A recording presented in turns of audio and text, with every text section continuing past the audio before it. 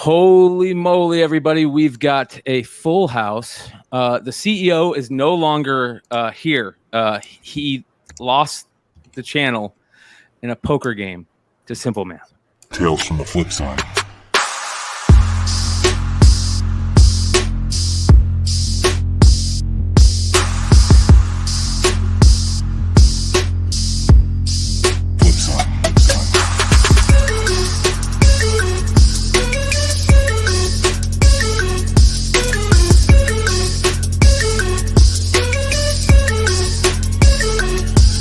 From the Flip Side. Oh boy, it was going to be a complete full house tonight. We had to pull the 10-man rule, and then just like 5 people left, so we don't have the 10 anymore. But hey, everybody, thank you for joining us. Sorry, we're running a little late. We had to call in the new owner. The new owner. It wasn't even poker because I'm not even good at that. We played Go Fish. Yeah, he hung Suge over a balcony. So the red jacket's in the mail, I think. Yeah. Dino is unable to be here on a momentous occasion, but I want to introduce everybody that we got on the show tonight. We got the one and only John Z, Nico Esquire, Mercenauts in the house, Big Leg, Simple Man's Comics himself, Brian Wood, Comic Man Andy. Is this your first appearance on the Monday Night Flipside show, brother? For the new one, yeah. Awesome, dude. Wait a second. Simple Man is the second longest tenured person from this channel. Yes. Where's 5,000? I feel like I need some walkout music, some Motley Crue. And I'm the only. Wait, we're on 5,000. I'm the only OG that showed up. What the fudge? I mean, you got Brian's been here a while, but you joined us. Yeah, there's no Dino, no Paul.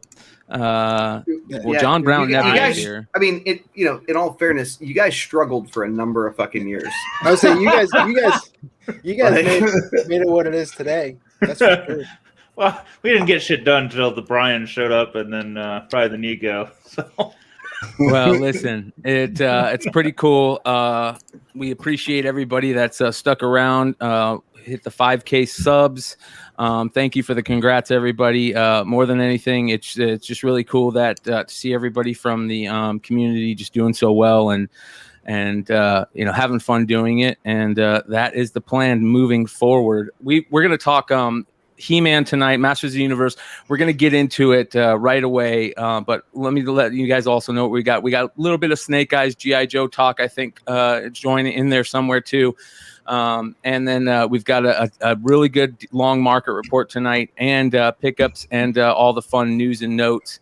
5,000 sub fun extravaganza that we can think of while we're sober. All right, let's do it. So everybody's, I see a lot of people talking about the Masters of the Universe Revelations chatter and, the way Sean put it, the whining. How did you put it, Sean? What is it? There's a lot of complaints and whining stuff, but the thing is, I would see them, Instagram and things like that, some of the chats, and intentionally gloss them over because I knew I couldn't watch until today. I started real late Friday night, so I got half an episode on Friday night, but it was anyway. So I watched today. So I didn't see all that. Now I kind of want to look in and see what people liked and what they didn't like. I was happy to get it back. He-Man throws his first punch in history because he only used to throw people. And that would always drive me crazy. It's just that's how he scraps, the strongest dude in the world.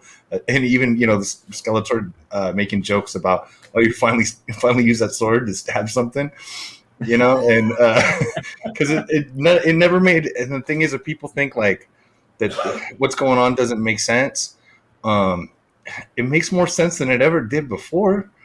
Right? There's there's some good comic stories and stuff like that. But you think about the cartoon, it was just like barbarians in space. I was saying to my friends when I would turn that on sometimes, and then my old apartment, I intentionally didn't have a TV in the bedroom, but sometimes I'd throw something on my iPad to pass out or whatever, and I'd turn it on and I'd turn on Masters of the Universe, and I'd be completely sober and feel like I was high watching this thing from when I was a kid. Just such weird shit and lasers and nothing making sense, and I loved it. And so I don't know. I didn't look at all the things. I know, I mean, Tila got a haircut real quick. That was a little different. Some new characters, some people from Masters of the Universe lore that seemed to make their debut. I was pretty happy about that. There definitely was, the somewhat surprised deaths. I think telling a Tila story is pretty logical place to start. I mean, this isn't, I don't understand why, what the big deal is.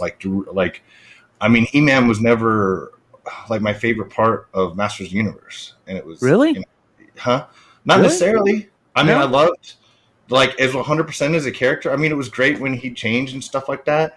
And I'm not saying I loved everything else more. I always thought Skeletor was kind of great when they made him a little too in that first scene. It was a little too, I don't know. He got knocked down a little too easy for me. But other than that, So Yeah. let's Like the modern day Popeye as a kid, though. I mean, instead of eating spinach, he held the sword up, and you knew like he was Yeah. about to like do some good deeds. yeah. Well, let's talk about give an idea. We're going to get into spoilers, guys. So we don't even know what that word is on this channel. So, it starts off basically, kind of giving you a love fest on all the characters. Like the first episode, the way they introduced that first episode, where they start showing all the old school art images and from the boxes and from the cards and everything. Like it totally just hits your like nostalgic dopamine, right? So you're like, oh yeah, I'm really gonna get into this. It's gonna be dope. They start showing the characters, and I remember first things first when they showed the He-Man on the horse. I was like, hold on, He-Man's on a fucking battle cat? What the fuck?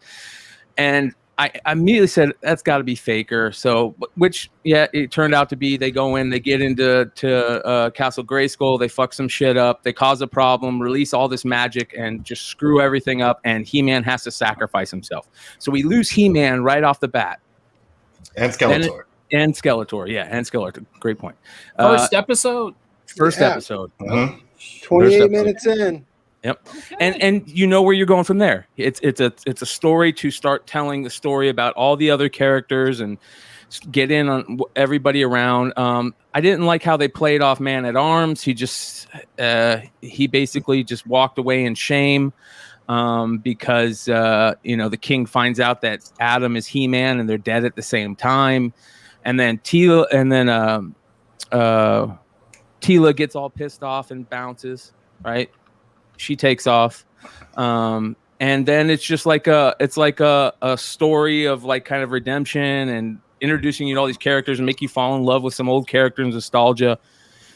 And you lose a couple characters along the way, and then at the very end, you get this thing where they're in heaven, right? And they hit you with nostalgia, like bumps, little cocaine bumps, and nostalgia, pretty heavy in this, man. Yeah. Like pretty damn heavy. Like all the characters that they showed, all the cool stuff, the sacrifices and how they did it. What's that? The vehicles that they had. The vehicles, the music. Yeah. Dude, when you first saw those, what's the black ones with the red rippers on it? When you first saw those vehicles show up, I was like, oh my god, the Wind Raiders. This one right here. Wind Raiders. Yeah, that one. Yeah, I was like, what the hell? So it was cool in that aspect. I get it, but it just, there was, for me, the animation was what held it up, right? The animation was the best part, in my opinion. The nostalgia was great. They just did some kind of silly things there. They missed on some humor, in my opinion, that just fell really flat and cheesy. But for the most part, it wasn't bad when you know what's really happening, right? Like, he's setting this up for the final 6 episodes. He wants everybody to get pissed off, and he wants people to get pissed off because He-Man's dead, right? He-Man's dead. So at the end of the final episode, He-Man goes back and gets out of heaven, gets his one and only get out of jail free card, They tell him if you die again, you're done. He's in the void. Yeah, you're Yeah. done.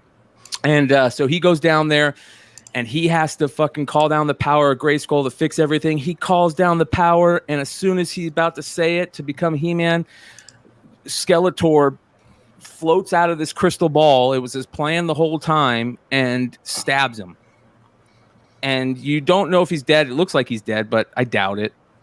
And that's the other thing. Like did you guys actually believe he was dead? Wood, did you believe he was dead when they stabbed him at the end there?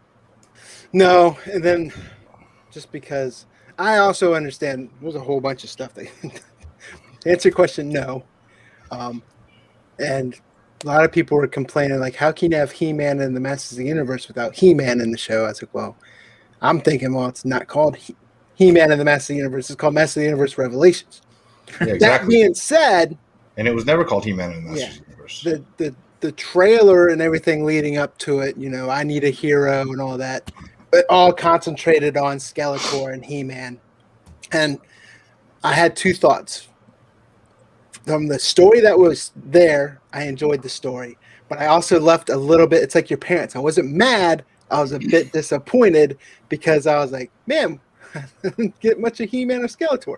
But once I kind of put that to the side and just digested the actual story that I got, I actually did enjoy it. And I'm also noticing people that have that kind of spoiled for them, like, hey, there's not much He-Man. It's more of like a Tila story. They're going into it and going, hey, I enjoyed it more, especially since I kind of knew the fact up front that it was more of a Tila story. Yes. Yeah. Well, I guess what people are out there, the only leg they can stand on of being pissed on something, the fact that Kevin Smith said it wasn't going to be a Tila story and it ended up being a Tila story. Yeah, you're allowed bait and switch. Yeah, and if you're really mad about that, come on, man. Like, yeah, I had two like mark out moments with for the appearances. The first was first episode when I'm all shut up. It's gonna be Faker, right? And he's like, he's more of a faker. Right? But did that? I want to ask you about happy that. To see it, dude. Did you? Were you hoping that you were going to see like the orange blue hulked out Faker? More than that, yeah, definitely more than that. Or right? Anti-Eternia He-Man, where is he? Yeah, Chad K, thank you, brother. Dude, I don't know if they can do Anti-Eternia He-Man. Yeah, look at that beard, looking fine and dandy. Strong beard game. And the only other thing is, I love Mark Hamill, but there was a couple times there where I felt like Joker was cosplaying as Skeletor. Yes, at the end when he said what he said to Evil Lynn, I was like, oh, dude, that was Joker and Harley all day. But I was really bummed out about the Faker stuff. I'll be honest, Sean. I mean, it was cool seeing it happen, but Faker's my favorite character from He-Man and Masters of the Universe. So I wanted Why that does orange. Everybody love him? I don't like. We dude, all as a kid, Blue He-Man. Blue He-Man. I know why. I'm not arguing. I am the same way, and it's like, frick, why? Yeah, I've got John Cena Faker up right there. What was the other one that made you really freak out? The Scareglow. Yeah, I was so happy I see this face, and I'm like, yeah, Scareglow. I was like, Scareglow was awesome. And I was like that, and they and she didn't. And I mean, if you know and you see I love way they did the glowing and stuff. I love the way they did that. So I'm sitting there watching, and I'm like hell yeah, this is great. And I know, and I was like, I wonder if they're gonna announce it. And I actually had the captions on, and so when he was in the background is when they'll say the characters' names. So like that's how I learned some of the stuff with like Loki. Like when he wasn't talking, when his voice comes with the background is when they're not on screen is when they put the character's name. So they'd call him Kid Loki was the first. So I saw, it was kind of obvious. But same with this one, I'd already seen Scareglow, and I was waiting for, is she going to say Scareglow? And then I think at the very the last moments she said Scareglow. So he's in charge. So he's down there. He's in charge of hell. Yeah, and the great thing about that is they introduced that character so late in the toy line that he never showed up in the Filmation animated series. So this is like one of your first chances to get Scareglow. Exactly. I just think the toy is cool as hell. It's one of my favorite Master Universe toys. I can't think if he's even been in a comic, but it was kind of awesome because then they got to kind of do it with them whatever the hell they wanted. And he was freak out moment there was two of them that I really liked. One was in the first episode when Moss Man showed up, and I just love that character and how he showed up in the well or the eternity and like tried to save him. And he said and he started showing up. I was like, holy shit, is that Moss Man? And they kind of gave him like that Swamp Thing type feel, and I thought that was cool. And then I really liked, this is gonna sound cheesy, but I really liked the Roboto moment when he was forging the blade back into the sword. That to me was a super dope moment. The music, the color, the way they jump back and forth, the animation style from his view, and that whole scene where they turned that castle into the forge, like that was so badass, man. It was so cool. So there was some really great moments to it. That's for sure. It was Candyman doing the voice for Scareglow, right? Yeah. And who was doing the voice of the Gray Skull guy? Dennis Haysbert? Yeah. The guy from 40 was 48? 24, yeah, 24. President Palmer. Yeah, a lot of really good actors that you I recognize. just know him from the insurance commercial. Yeah. I'm kidding. He's Snake Doctor on that. What was that CBS show they canceled with this? Toronto too, right? Yeah. Did you guys like Buffy as the voice of Tila? That drove me crazy. I couldn't take it. I don't know. Didn't bother me. I don't really think about it one way. There was a couple of times where just like a Joker, but just to go with Rob though, Orko got like a total redemption arc in that series. Yes, he did. Man. Yeah, it did. Orko, man. He wasn't too annoying. So bad, but he came for it. Yeah. To be honest, Orko's voice was, I thought, the worst voice. Yeah. You know, I like the story surround, like everything surrounding Orko. So I was, I wasn't letting it get to me or anything like that. Deathstroke Man at Arms at the end of it. Oh yeah. Dude. R.D. Harris, dude, he brought up something great. The Wonder Bread He-Man in heaven, that was so crazy. He was like the German, like He-Man guy. That was nuts, dude. Yeah, he wrote. That was crazy. Absolutely. I agree with. Poor Nico sitting here like, I don't know what He-Man is. Are we gonna talk Power Rangers soon? Pokemon. He froze, giving you that dad look. We didn't know he froze like all the time. With you, you can't even speak. Solo that shot. Yeah. I'm going to. That's hilarious. Oh, there he went. He just went. He just went. Oh. Nobody knew he was froze till I called him out. He's trying not to smile now. He's trying to keep it. But it was good stuff. It was they really hit it on all cylinders for the nostalgia part. I would also say like just take the whole arc in general, right? Because I have faith in Kevin Smith, and I hopefully we see that He-Man Skelegod spoiler like epic battle kind of in that second set of episodes. Do we have any idea when that's supposed to happen?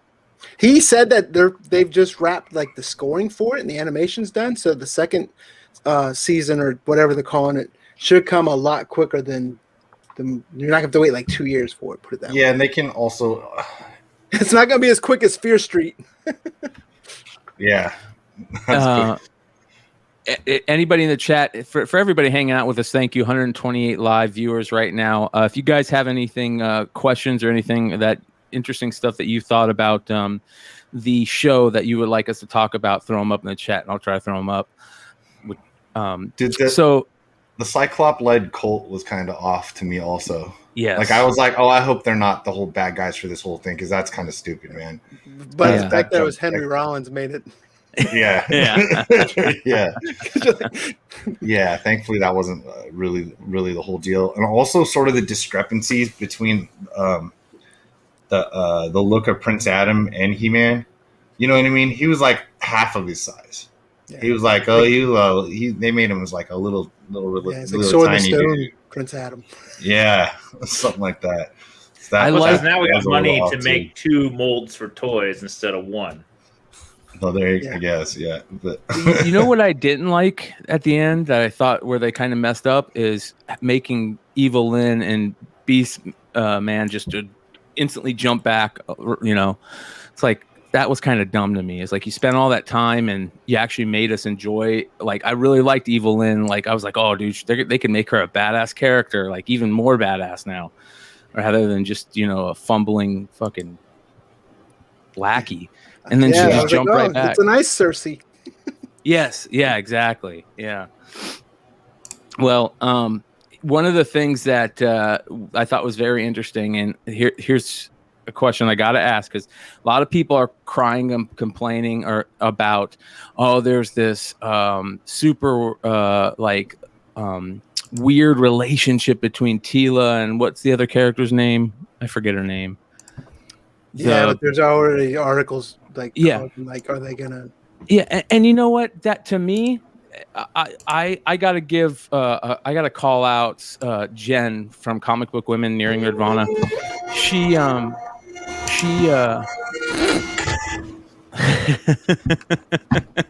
printing out the verdict.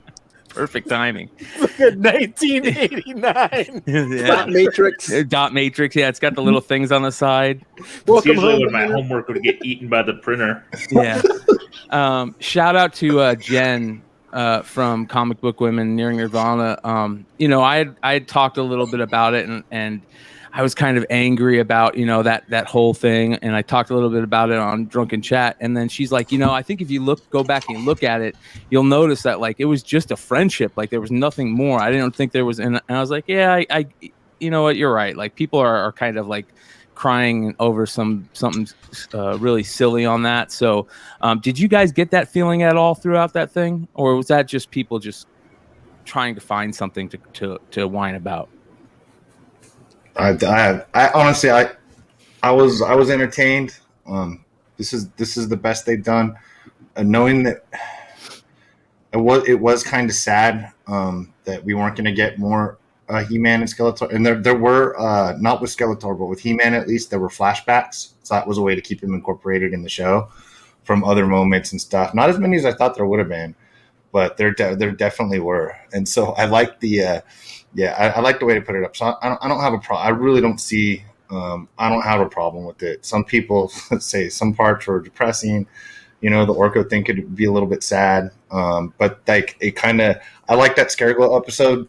So much. And the way that they played that out, that it really changed for me. A little more. The Man at Arms thing was kind of sort of I agree. He was they had him as be a little too soft. Also, why did he leave the boat? Like, why didn't he just go in there with that? Like, Orko was with them. He didn't have to go back and take care of Orko. Like, why? I was like, why did he bail? Why did he cry and leave again? He cried and left twice. The writing just felt kind of off on a couple of things. Like, I think Kevin Smith has some. He's not the greatest writer in the world, and he's really good, but he's got some things where he just doesn't hit the mark, or it feels off or cheesy sometimes now. I think they're using his name to a degree too. Like if you listen to any of his podcasts, when he's talking about it, he clearly does not have full creative control of this thing at all. Like he just doesn't. Like he's like, well, I tried, they wouldn't let me do this, they wouldn't let me do that. He'd say stuff like that. So it's like it's not like, you know what I mean? He's not. He's very obsessive, and he's like very dialogue driven. Like when he does his own movie, he writes the words, you read the words, don't deviate. And I bet he does not have that control here. Yeah, because isn't Mark Bernard, his buddy Bernard, also write some of that? I don't know if he wrote for. I mean, he's a writer. I thought they worked on some of that script together, but I don't know if they did. Maybe you could be right. I didn't remember if that. I bet some of the unevenness is when they want to add things that are not there.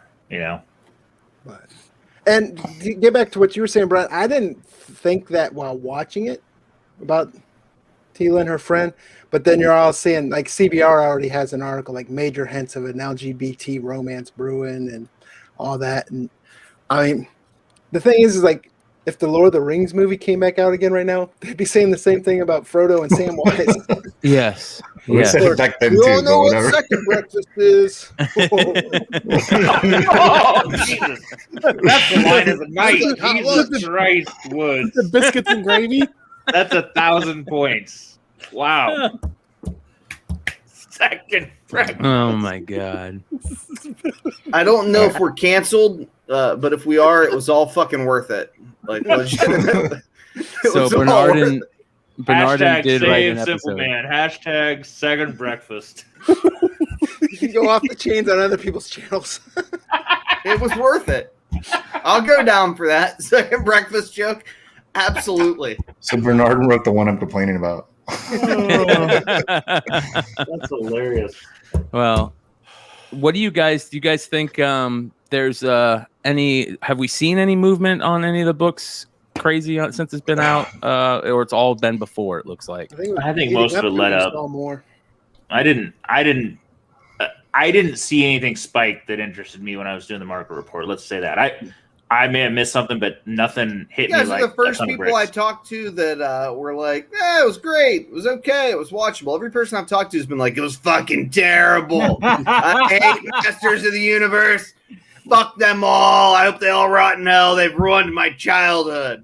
Jesus Christ. Honestly. I even got like a barrage of text messages from people before we started the show, just after they saw the thumbnail. They're like, oh, so you're gonna fucking fillet Kevin Smith tonight for his fucking Masters of the Universe shit. And fucking G.I. Joe. Great, guys. Cool. Go fuck yourself. I'm like, Jesus. It's a little intense. Yeah. Hey, real talk. Is Kevin Smith a selling point anymore for anything? Like, when I heard his name attached to Masters of the Universe, I was just like, I don't get it. Yeah, I mean, He's there are swung in diehard fans because Yeah, they he's- just did like a table read for Clerks 3, and they were I don't like- think he's been relevant for about 10 years. He was If it funnier when were, he was like, fatter. If it were I a like comic him book, doing what we do better than Yes. creating shit. Like, I like to listen to Kevin Smith talk about fucking like entertainment Anything. stuff. I could do Yeah. that for fucking days. I think the guy's funny, got a great personality. But it's been downhill since Chasing Amy with just like a hint of the fucking Jay and Silent Bob movie. That weird fucking horror movie he has is still horrifying to me. well, I think Um, probably Dogma was the end. Dogma was fucking good, but I mean, His original stuff, but he also remember he did like basically he could do nothing, As, and like- Mallrats was good enough that it excuses it all too. yeah, for the record. and throwing Clerks. Yeah, yeah. amen. And but I like Chasing Amy's my favorite. yeah, I that's just a was good movie, too. I was the wrong age for it. I was like fucking You're a tracer. 12 when that thing came out. You know what I mean? Oh, dude, Jason Lee and Mallrats is just next level. The greatest. Shit, dude. Yeah. Jason Lee and Stan Lee in the same movie. Yeah. Yeah, I mean, and also he did a thing. It was like almost like he did like a talking tour. It was Yeah, almost like a I went stand up, to one of those. It was great. but he told stories. Yeah. And it's stuff like that. Some of it's obviously going to be funny, but you definitely wouldn't consider it a stand-up show. You can get a lot of laughs out of his stories and things, but he had, like heartfelt shit to say with stuff like that, and about his parents and life, and or like his dad dying, stuff like that. And I still, I mean, I know I have people that just love him like purely from that. Like he does the live podcasts and stuff in LA. I wouldn't mind. Yeah, and doing Bernard one of was a those. He was stud like too. one of the early Yeah, Bernardin's a podcasters. badass too. And I would Like, honestly, I wouldn't have embrace heard it. of Mark Bernardin without Kevin Smith. I don't think. You know what I mean? I wouldn't be like, who's the writer on Castle Rock these days? So No, I think Kevin Smith kind of probably brought people to podcasting, honestly. Well, and Oh, brought yeah, people to to comic a degree. books, right? I mean, Yeah. the guy's a fucking hero for the hobby that yeah, we love. you wouldn't know who He's- the hell Ming Chen was without him. Exactly. Yeah, I Right? forgot about comic book man. Duh. Yeah. Yeah. I mean, he's been a champion for comic books for a long time, and if for no other reason than that, I don't know how you don't support the guy. Yeah. Hey, This- but not this- many people can have that many years of excellence. If you got 4 or 5 great movies in a run, call it what it is. It's hard to do that long. Yeah, I've had 0. Yeah, Yeah, exactly. I mean, what the fuck? And also go see Tusk. Do yourself a favor. Well, That shit's dark, dude. I'm still fucked up over Tusk. Okay, what the fuck am I Yeah. watching? Yeah. Too much. Dude. It Holy was too much. shit. I can't handle it. I saw Yeah. a screenshot, and that was enough for me. It's not for everybody, dude. Like I wouldn't be like, you know what? I haven't seen Tusk in 5 years. hey, to my wife, hey, you're in for a treat tonight. And she'd be like, what the fuck are you trying to make me watch, right? But yeah. Hey, I want to give a quick shout out to Chris Colbert. If you guys haven't seen him on the recent Dealer Flipside, make sure to go check him out. He's excellent over there. As a matter of fact, Andy, when are you going to get over there? When are we get to get you signed up for a Wednesday night? It's going to have to be soon.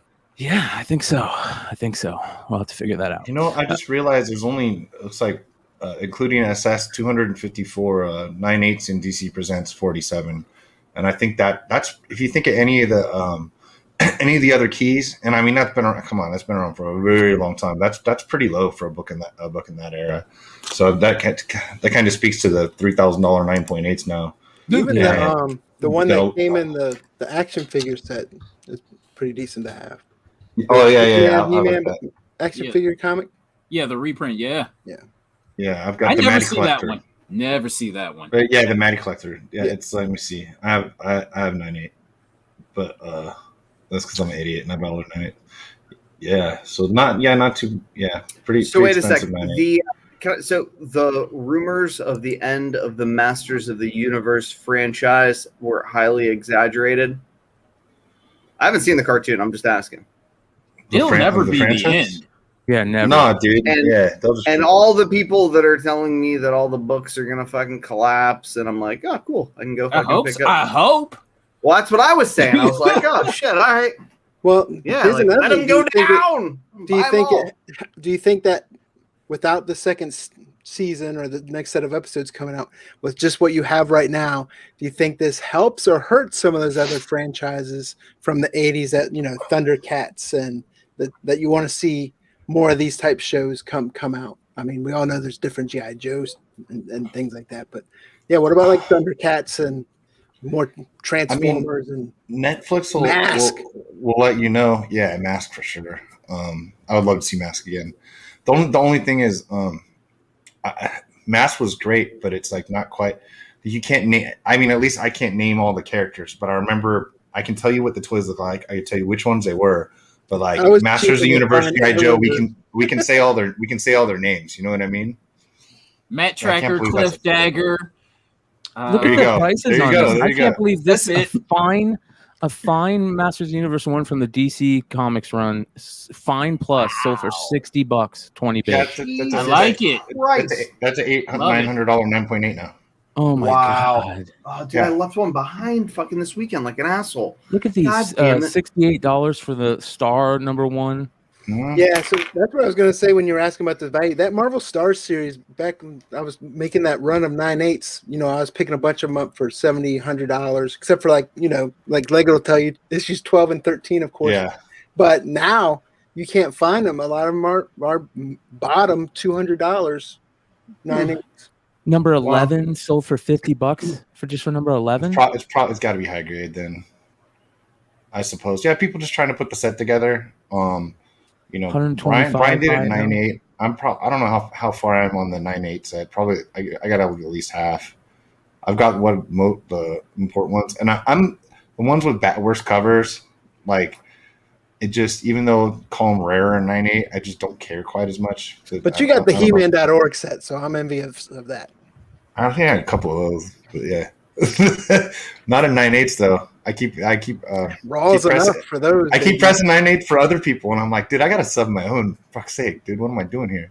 Because I was never gonna try to do that in the. So is it worth watching? Absolutely. Oh my god, are you kidding me? A 9/6, $2,000. Holy crap! Wow, that's ridiculous, dude. Because how about mine for like a 9/6 for like $300 in like 2014? That can't be right. The 9/8 are like there. The cheapest 9/8 listed for sale is $32. So that is bonkers. That's crazy. Yeah. I don't know. I don't know. Anybody want to buy a 9/6? To be honest, dude, I've got a 9/8 newsstand. At this point, I'm just all. Can I buy it back after this shit dies down? If I can get like $4,000 for it or something like that, you know what I mean? Yes, I traded Ozzy a 9/8 newsstand for something along the way, and I'm like, hell, he fucking won. I thought I killed it. Hey, Sean, would you trade that in for a sealed He-Man? Would you do that? I don't think that's a comparable trade now. Honestly, What is the Seal sealed graded. He-Man? Seal graded. yeah, He-Man. like AFA or whatever these other Yeah. grades. I think the sealed 85 or stuff's like a something. 10K now, though, or more. Yeah, I definitely would do it. To be honest, I mean, if I had to, I'd prefer a Skeletor, but Yeah, $6,000. Here you go. yeah. $6,000. Dude, that's only a 50 also. Yeah, Mm. and this is But a look up- rare 8-back Canadian card. I've been looking. I don't I've want been one looking from at Canada. fakers, I want a man. good old American one. Well, that one's only. This one looks like a 1,700. Let's see Hey, you here. know what, He-Man, eh? Yeah. Yeah. Hey, Sean, you know what I'm sad about is Ozzy's freaking faker variant that you did work on sitting at CGC just in the fucking warehouse. Yeah. I was like, yeah. It had a decent shot to, not a 9.8 maybe, but it was a solid shot at 9.6. Yeah, it's not. Their rating. Rotron. It's going to be unless they drop it again. It should be 9.4 to 9.8. So Yeah. it's as good. The only It's as nice a one as I've seen. It's nicer. It's nicer than one that I did for someone else that got a 9.6, and I honestly don't think it's nicer than the one I got a 9.4 on. So I don't. It is what it is. I think I'm just gonna. I know mine's guaranteed a 9.4 at least again, so I should probably just say screw it. But like, I'm just so not turning anything in these days. I'm just not motivated because I don't know when I'm going to get them back. Let's talk about this for a second, just because I'm on a tear about it. How long does a press hold? Will it hold forever, or does it start letting go? Like, there's no way to completely tell. People depend on the book. Look, people. I don't know. People say different things. I've had books that I pressed and never didn't submit for like two years, and we're still like 9.8. And I remember thinking like, so I don't remember things really coming back. Some people say there's ways to do older books and like wrinkles and get them to come flat, and they'll just start to come back. I wouldn't really worry about it on a modern book at all. On an old book, I can't say for sure. I can just go by what other people told me. It's not like I've done a study. I've heard people talk about it, but you know what I mean. And I press it. If you try more than once to get stuff out of books if they need it. Is it different techniques though, or different people not? Or is it more people not knowing what they're doing and it coming back? I just am curious. I've heard this chatter. No. I know. I don't know. Different people do different things. I see some people's techniques that look just out there in pressing groups, and I just go like, "Good for you. Have fun. If that works for you, we'll work it out." I know what works for me. Some people say like they don't let it sit long enough or let it rest or whatever. Is that? Yeah, I don't know. I mean, I just had 4. Okay, a Ninja Turtles 3, Ninja Turtles 4. And 2 Raphaels that I probably pressed in January that got back to the owner. I don't know, today I think, and I mean everything held up on those, and those are paper. They're magazine size. They're not magazine material. They're comic book material. And like those are fine, and those are that's a good amount of time. And like the 3 is a 9.6, the 4 is a 9.4. The Raphaels I think were like 8.5 and a 9, but for those books, those are pretty high grade. That's pretty high grade for those original turtle books. That's a nice yeah. I didn't think the number 3 would get a 9.8, but it got a 9.6. It was close enough. So I don't know. I've never really when I've seen books that come back off, it looks like honestly they got dropped. It's not because I've never seen it in the case and be like. Nope. Like all the things I took out came back. Okay. So I don't know the answer. That speaks volumes to the quality of the work that you do, though. Because I'll be honest with you, I've bought 9.8s and I'm like, I can see the waves, like the ocean. I'm like, there's no way that held up. Like those, it's the modern quick press stuff where people don't know what they're doing. That I feel like some of that shit reverts. But it speaks to the quality of the work that you do when you're not seeing that. Well, that brings up a good point. What happens when you get those 9.8s and you see that?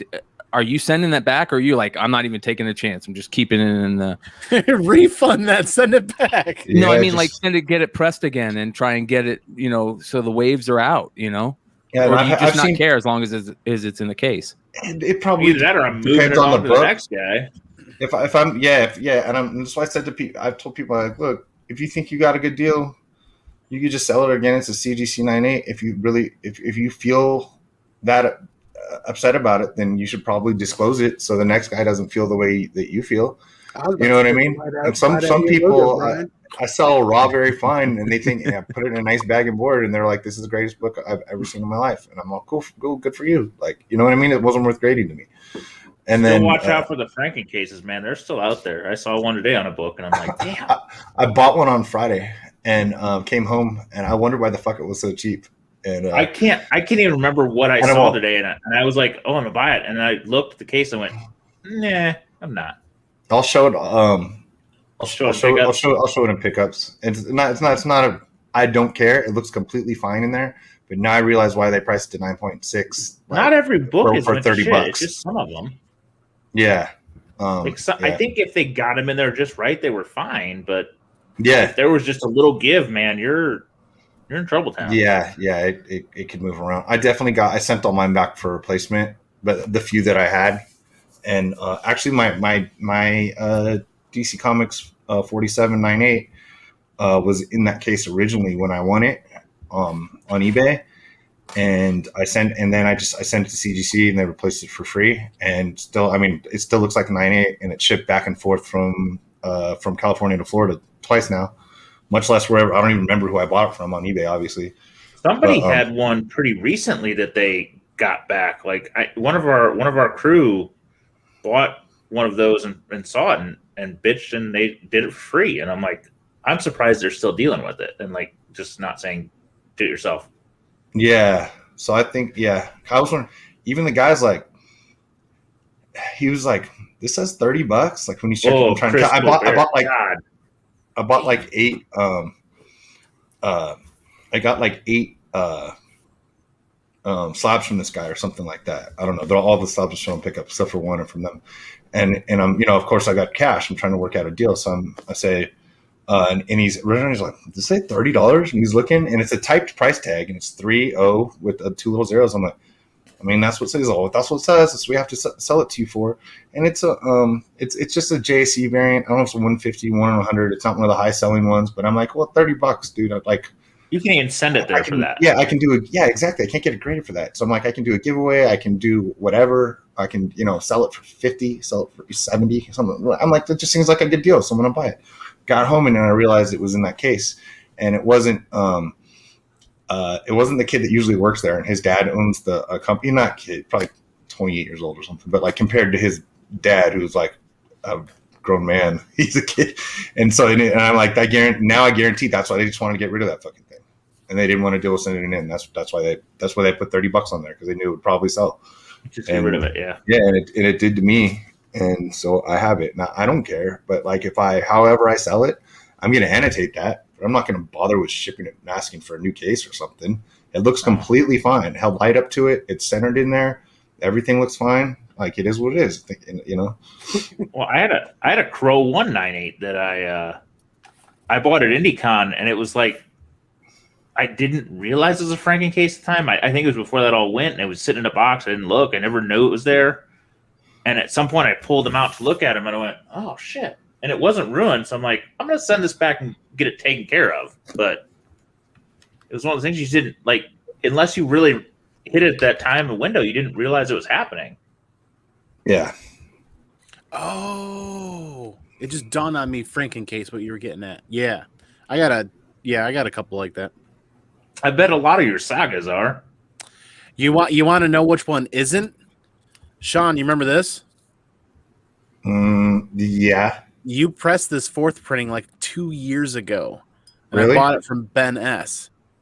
This was your work. This is the sharpest looking fucking 9.8 in my collection still to this day. Oh, sweet. Like, I kid you not, man. This thing is in fucking impeccable. You're like, is it the 9.9 I should get? Yeah. Dude, Right? I've seen people once I had people. I felt so bad. This guy sends me this book. It's like the Teen Titans. I think it's the Adam Hughes variant. Was it 12 or something? I don't know. But anyway, I can picture the book. I don't know. I can't remember. But it's the a one nice Starfire. Yeah. The other one. with Starfire, but other people Teen also. Titans 75. Yep, No, 80 something. 88's the one with no, yeah, not 88, not the white one. It's a black cover. Oh, Right, or dark, because all the characters are on it. is it the Joker one? No, but I think Starfire's on it. I don't know. Shit, I don't know what you're talking Anyway, about. it's like it's you do. I'm not describing it correctly. Trust me, because I think I know you've had him. I know it was a big deal because it's like up your DC alley, and so so a guy they wouldn't let him open the book at the con, and they're like, no, it's a near mint, but we're not saying. And he buys it from him, $500 raw, right? He sends it to me, and I'm like, dude, this is already pressed. They fucked this thing up. They stuck they stuck the pages together. Ooh.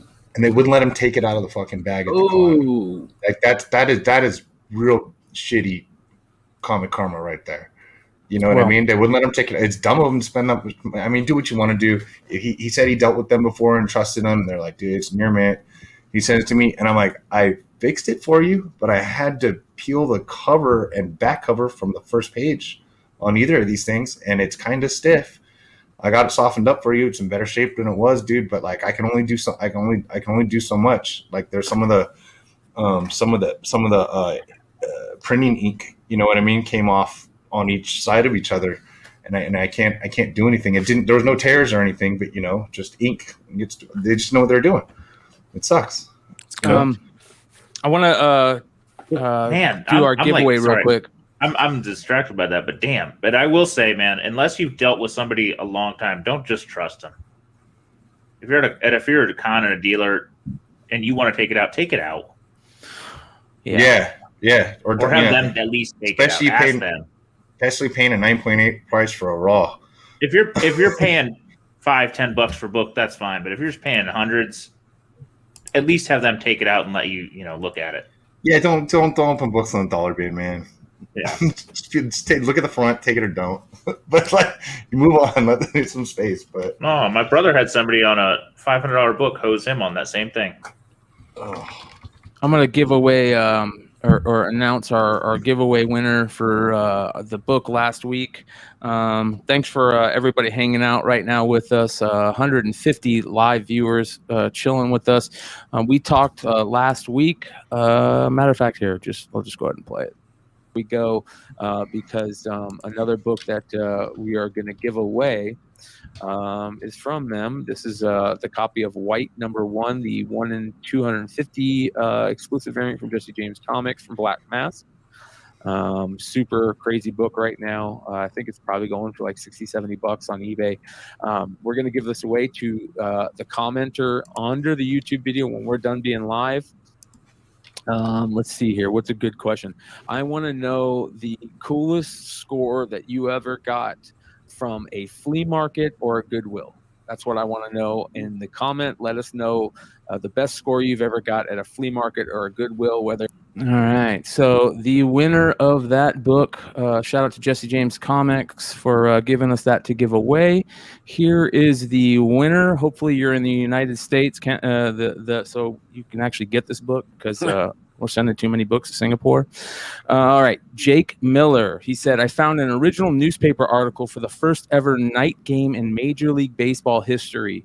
It was just being used to protect glass pieces from breaking, and I was able to get it for $1.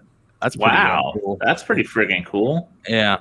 So congratulations, Jake Miller. If you're watching, hit us up at Tales from the Flipside on IG or send us an email to talesfromtheflipsidechannel@gmail.com.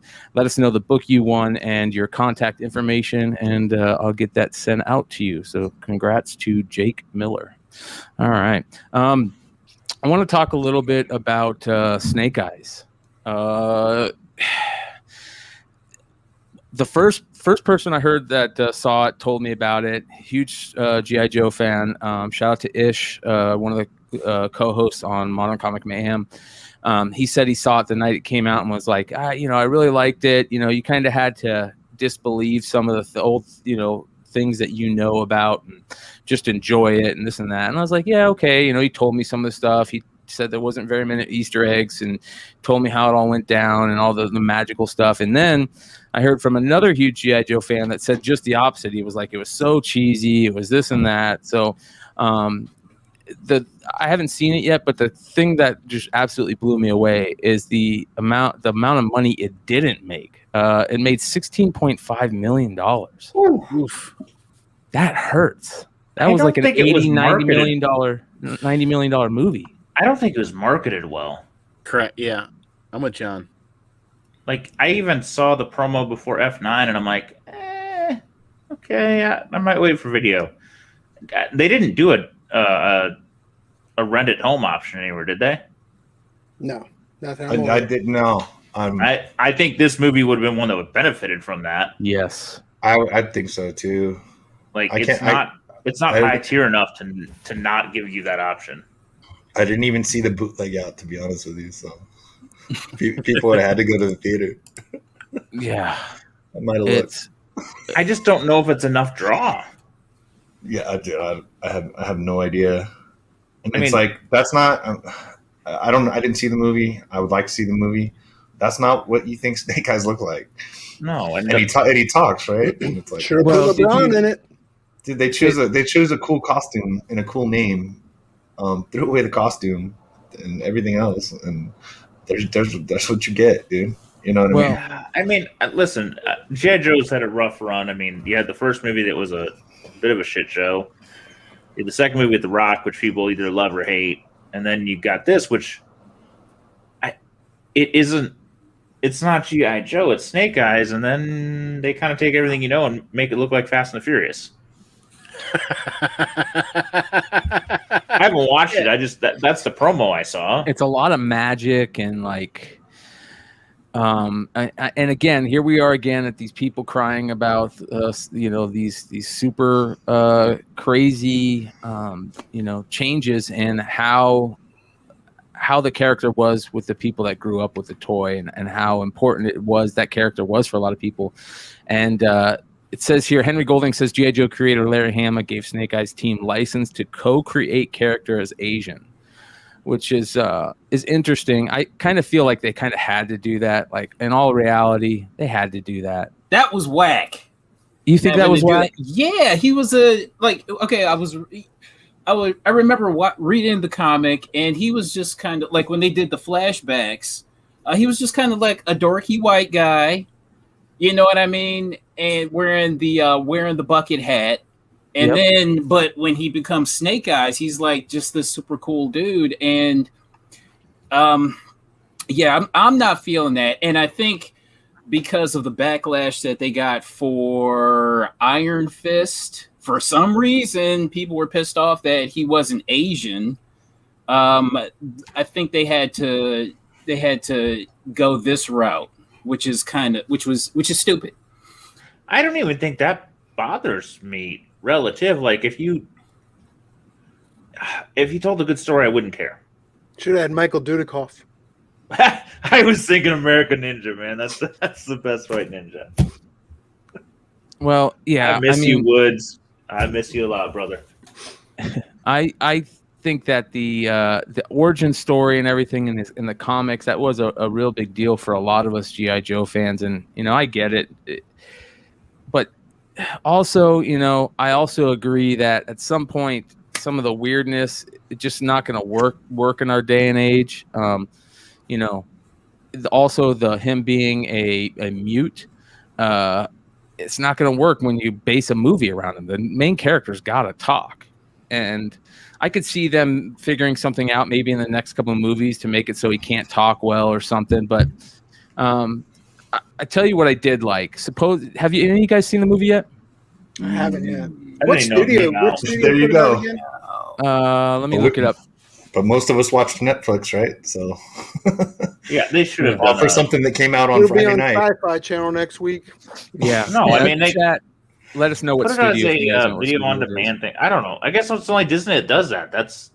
Man, Sharknado made more money. Paramount. He's right. Well, the other thing is, like, what I did hear about the movie that I really liked is this. They said that the Storm Shadow Snake Eyes story is really good. and like the guy who played Storm Shadow did a really good job, and the whole betrayal between them, and how Storm Shadow was the hero and Snake Eyes was kind of the bad guy. They kind of flipped the origin a little bit. Snake Eyes was working for the Yakuza, and Storm Shadow, him became friends, and Storm Shadow did fuck something up, and the Yakuza came after him, and they had to, go hide or whatever. But so I liked that. I liked how they did that, and how Storm Shadow became Storm Shadow. I thought that was all cool how they talked about all that. And also, the other thing is, I really think that the people who are writing these G.I. Joe flicks and who are producing them, they just don't get it at all. I saw a tweet that it was either a tweet or an Instagram post, and I apologize to the original poster of it. I was looking for it. I couldn't find it to give you credit, but it was a post, and it showed Flint, and it said, what we really want. And it said, we want, the guys who did, what was that show on about the World War II guys that they did, not Saving Private Ryan, but Band of Brothers. Band of Brothers. We want a Band of Brothers type thing done by Quentin Tarantino. That's what we want for G.I. Joe. And hell yeah, that's what we want. Like, I don't think anybody's now. got the vibe of the story yet. No, they don't. They don't. It's really sad. I really think that if they did it in that way, like a really serious, cool, dark way for us fans that grew up with it, who are in our 40s now, or late 30s, early 40s, that's what we want to see. Will it ever happen? No. There's too much money to be made. We can take a little campy, but we need a little dark, but a little campy. Give us a quick quip, Yeah. Give us knowing is half the battle in there somewhere, and we'll be like, yeah, buddy. Well, let's take a look at same thing. Have you guys noticed any jump on G.I. Joe stuff? No. No, there was nothing in the. There was nothing. Well, the only thing I noticed. You what? Are they going up? That one's always hard to find, anyways. But I did throw a GI Joe number 2 in the market report, but that was it, and because I was surprised. I saw people digging on Friday looking for Joes and looking to complete some Joes and paying pretty decent money for what I think decent money for raw common issues, $10 to $20 and stuff like that. No, I mean they've been climbing. I remember a few years ago seeing them for $5 in the bin. I'm like, really? And people were paying it every day, all day long.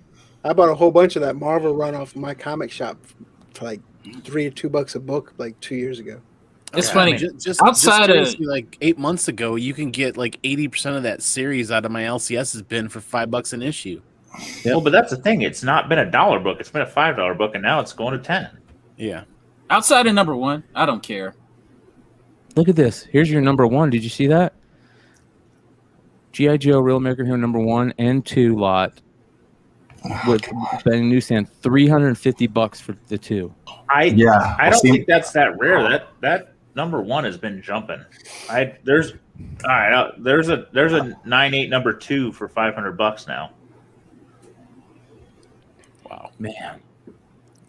What are the 80s? What are the 80s toys selling for? Oh, ridiculous! You know, you got the right USS one, man. Flag. Yeah, they're selling for crazy money. You know that. Well, here's the 21. You can see some of them selling. The Art Germ Baroness. There's some really good G.I. Joe books. It's just sad to see 2 big events kind of happen and not hit the way that I was hoping. I still like a lot of those John Royal IDW 1 and 10 incentives, though. Great point. Those Great covers point. are hot. Yeah. Hey, McClay, we can't go back, my friend. We can't go back. I know. It's interesting. By the way, speaking of G.I. Joe, so I got a funny story. So this weekend I got to go and see Rob Liefeld. Oh, Good old Robbie L. Did you wear your pocket vest? Hold on, let me set these up. So this is the shop where I went to go see him at and stuff. It's kind of interesting. So, anyways, went to go. So, fantastic! Shout out to Fantastic Worlds Comics in Scottsdale. They had Robbie L out, and he was, signing books. And So I went there to check it out. This is Bill Ponsetti, who's the owner, legendary comic shop owner. Matt Nelson was his protege at one point. Him and Matt opened up a comic book store and ran a comic book store forever. And so I said, yeah, I'll go down and say hi to Bill and, check out his store and this and that. And it's a really cool store. I'm going to have to go down there and just spend like 4 or 5 hours just digging, because it kind of has that old school comic store feel still. A lot of, box back issues and, keys on the walls and stuff like that. But so anyways, went and talked and, saw the guys, said hello to some of the Modern Comic Mayhem guys. Rob was there. He was signing a bunch of stuff. By the time I got there, he was kind of ending for the day. And is that Will Wheaton next to him? Yeah, right. I think it is. I don't know who that is. It could be. It's fucking Will Wheaton, dude. Wow, dude. I didn't even notice that. Is it? It might be. And I didn't know it. But it was kind of interesting. He was talking about Snake Eyes. He said he's getting ready to have this new X-Force thing going on, where Marvel's working with him to let him do a bunch of new X-Force work. And I think he tweeted it out today. He showed, some art from the new X-Force stuff. And then he talked about something really cool, which was the 30th anniversary of the creation of Images coming up. And he said they have a lot of plans for that, and they're all going to get back together and stuff, which I thought was kind of cool. Shadowhawk reunion. Shadowhawk reunion, yeah. Well, Marat Michaels was here. Him and Marat Michaels are really good friends, and it's kind of cool to see Marat. He's a local boy, and cool to see him at stores every once in a while. He's a cool dude, old school Image, young. Marat Michaels will be at Baltimore Comic Con, and like no one's at his booth. You can go up there and get stuff signed. He'll even walk you over to CGC's or CBS's table. Yeah. Right from there. I mean, and he's got, like you just said, he's got some great art. Yeah, and he's one of the nicest dudes in comics too. Doesn't he do like the Do You Poo stuff? Yeah, he does a lot of those. Yeah. So, it's a cool store that I'm really looking forward to seeing. But it was kind of interesting though to see people get so stoked to see him, man. Like a dude, shout out to Danny, one of my buddies here in the Valley, came up and brought some original art to have him sign. He had all these covers he had owned and had him sign all these original art. I actually saw an original piece of Eternals art from Jack Kirby. Like this, all this original art was on display because people were just either showing Rob original art or having him sign it. And there was a lot of people bringing in a lot of cool stuff. This shop has better books than all shops in Indiana combined. Right? Look at Carter. Carter's like. Listen, I'm trying to figure out what the price on that first Juggernaut was. Yeah, well, I'll show you something funny. Like on the wall, they had the Spider-Man. You can see them right there. The Spider-Man 1 in 1000s. What are they called? These right here. The Camelot cassette tapes. Yeah. Oh, yeah. And there's both. It's two of them, and he's got a price on it for like $350, I think. But still, to me, that's not a huge to have them be in decent condition. Yeah, that's not a terrible deal. Yeah. So it's a really cool store, and to me, that was the biggest. Look at that, Solo Wookie was even hanging out. Oh my! Yeah, there was a lot of stuff just to check out, and so. I wanted to give a shout out to them. If any of you guys live in the Scottsdale area, go check out Fantastic World Comics.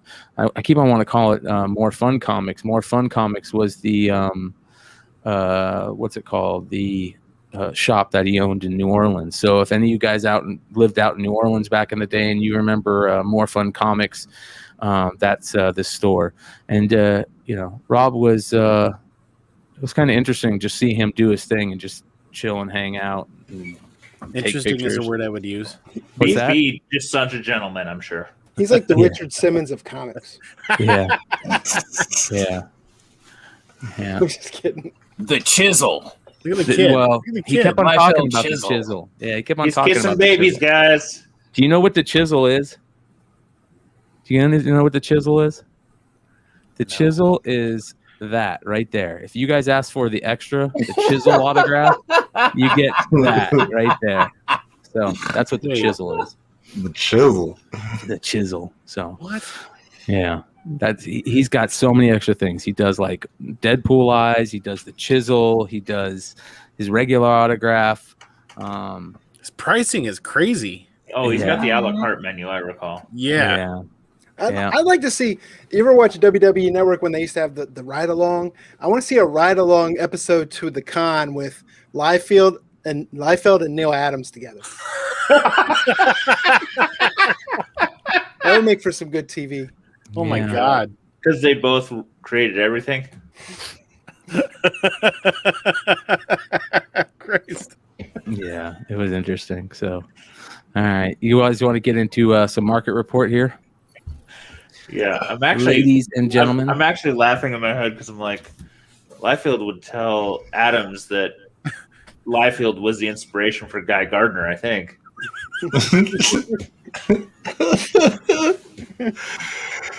Oh man, Out of my head, I had to get it out. One of them Pretty peeing good. in a towel, the other one doing a rail off the fucking comic in front of him.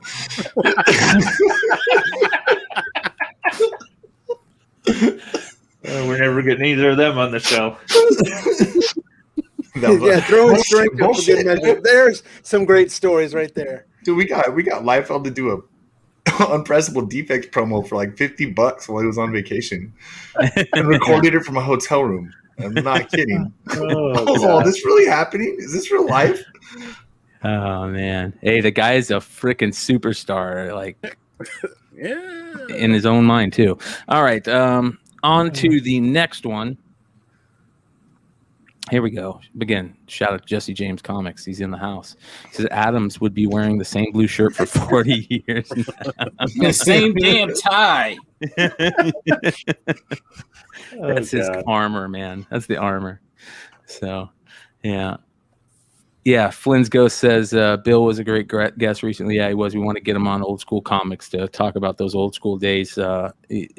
Listen, we have 180 people watching now. I want to say to everybody watching live and everybody that catches us on the replay, we have some amazing retailers that are old school comics retailers that we really love having being in the community, being friends of the show, and having them come up and talk about those old school things. And we're trying really hard now to put something together here soon. Maybe like an old school retailer, local comic shop chat type thing with Jesse and Dennis. So we hope to have that out sometime here in the near future, but that's going to be a lot of fun. So make sure you guys check that out. All right, let's get into the market report. Ladies and gentlemen, if you guys know what the market report is, it is stunning work by the one and only John Z. We call him 15 minutes before the show and say, "Hey, John, we need a market report," and like just right out of nowhere, the market report pops up. That's about how it goes. Yeah. Well, my phone starts dinging at 5:30. I'm all, market report's going up. The question is, that's last week, so that's not me. Oh, No, wasn't that you? Oh, sorry. Did I go too deep? No, sometimes it gets stuck. All right, All right. I got where I'm at. Nope. No. Here's where I wanted to start. Nope. This one? Nope. This one. Okay. Gets stuck sometimes. So this was interesting to me because this was just a thread. I was watching Moon Knight this morning and it caught me. So a 9.6 Moon Knight's $260. Somebody paid $247.50 for a raw listed as near mint minus. All right, maybe you think you can press it 9.8, but you're paying 9.6 slab prices. That's interesting. And then this one caught me. 5 copies raw dealer lot, 9.6 average for $13.27, and I'm like, Jesus Christ, are people really paying 9.6 plus prices for raws? I can't wrap my brain around that. That's still like a $20 at best book to me. There was a guy at the show selling it $20 this weekend, and somebody bought them all. You want to talk about that? Was it fall of 19, I was at Grand Rapids Comic Con in Michigan. There was a dealer there that had 100 copies just lined up for $10 a pop. Yep. Half of them were newsstand, half of them were direct. And I'm like, Andy, if you're smart, you'd at least grab one. And I'm like, I'm gonna keep going. That book's everywhere. No, everywhere. Exactly. Everywhere. I've sold so many at $10 when I pulled them for $1. And I was like, oh, that's cool. Maybe I sold them at 20. I paid 20. I don't want to argue. I don't want to argue the book, but I'm like, who's paying 9.6 plus prices for Raws? Oh, yeah, especially I when no CGC idea. is not being very friendly to 9.8s. Yeah. No, yeah, 9.6 is a decent grade on that book if you're not going to swing the full hammer for a 9.8, because the odds of you getting a 9.8 back, in 2021 on that book are as low as they've ever been. Well, first off, the odds of you getting a book back from CGC in 2021 period is as low as they've ever been. But definitely not doling out 9.8s in those books right now. And you know what? I have one that is so nice that I'm like, I just need to press and see before I see if I grade them. I figure out the back. They look like really clear near mint copies. And now I'm just all, why would I bother to grade them when I can do, when I can do this? But I'm like, that's the thing is, but the upside on a 9.8 is only like $650 versus $250. It's not like it's $1,000 9.8. It's not. No, it's only like $650. Oh, these prices, I just assumed they would be. No, there's not that much upside. So like you got to hit 3 of them almost in my mind to make it worth anything. Yeah, this book kind of follows the old school rule of thumb of rule of halves, right? $500 9.8, $300 9.6, roughly. Yeah, roughly. This is still kind of following that. Yeah, I unless you just think this book is going to go nuclear, I can't figure it out, and you can't get it graded. Like the show is going to be out before it's graded. Spice Rack books, your brother says. What do you say? So Moon Knight ones are Spice Rack books. Dude, I sold a lot of Moon Knight ones on the Spice Rack. A lot of them. Yeah. Hey, what grade can you get what grade does 1300 get on a Werewolf by Night 32? Probably not much, but like in the 3s. Probably not even the 3s, right? Maybe. I still rather have that than that bullshit. Yeah, for sure, man. Yeah, I don't know, but it was more the price discrepancy that threw me. I don't care about the book, but when I see these things where like you're paying 9.6 prices for a Raw, I don't get it. All right, so the next 5 copies of Outcast #1 for that much. Yeah, well, let's not talk about that. This was just a little run of books that amused me. I saw 2 Jack Kirby red labels. I mean, this is a $500 Eternals 6.0, and then there's a New Gods for $7. I mean, and then this one caught me because I don't know. I just happened to get on this little book, and then I saw this one, a Death of Superman signed by Siegel. Huh? Whoa. Okay. But, so, I mean, to me, this was an interesting just SIGs you can't get scenario, and I like it. I don't know. I might pay that much for one of them. I don't know. What do you guys think? You should have got that thing verified by CBCS instead of if it has the green label. It says DF and it's numbered, so I'm sure it probably at that price. I'm sure it probably has the dynamic forces COA, which to me would be good enough. I'm just saying, would you guys pay that much for some of these SIGs, or no? Yes, maybe. Well, dude, that's a pretty cool book. Jerry Siegel, probably. Probably him. And honestly, I mean, Kirby and Siegel would be 2 of the guys that you would strongly consider in that price range. I don't know who sold those red labels, but there was a dealer here at Comic-Con Revolution in Ontario. Well, it had to have been 2 years ago because they didn't have one last year. And he had at least a handful, 5, maybe even like 10 or something. So I wonder if it's the same dealer. So he had a bunch, and they were red label. They were red labels for Kirby, and I was like, and I don't remember what they cost, but I remember thinking, like, son of a bitch, I really should have looked at these and just tried to add one to my collection, just to say, and you can't see it. They're signed on the inside front page, But that's where I wanted to sign it. You know what I mean? Old school stuff. Well, there's 2 things about that. Half of them were signed by his wife because, like, she just signed everything whenever it came to him private signing. There's a lot of stories about that.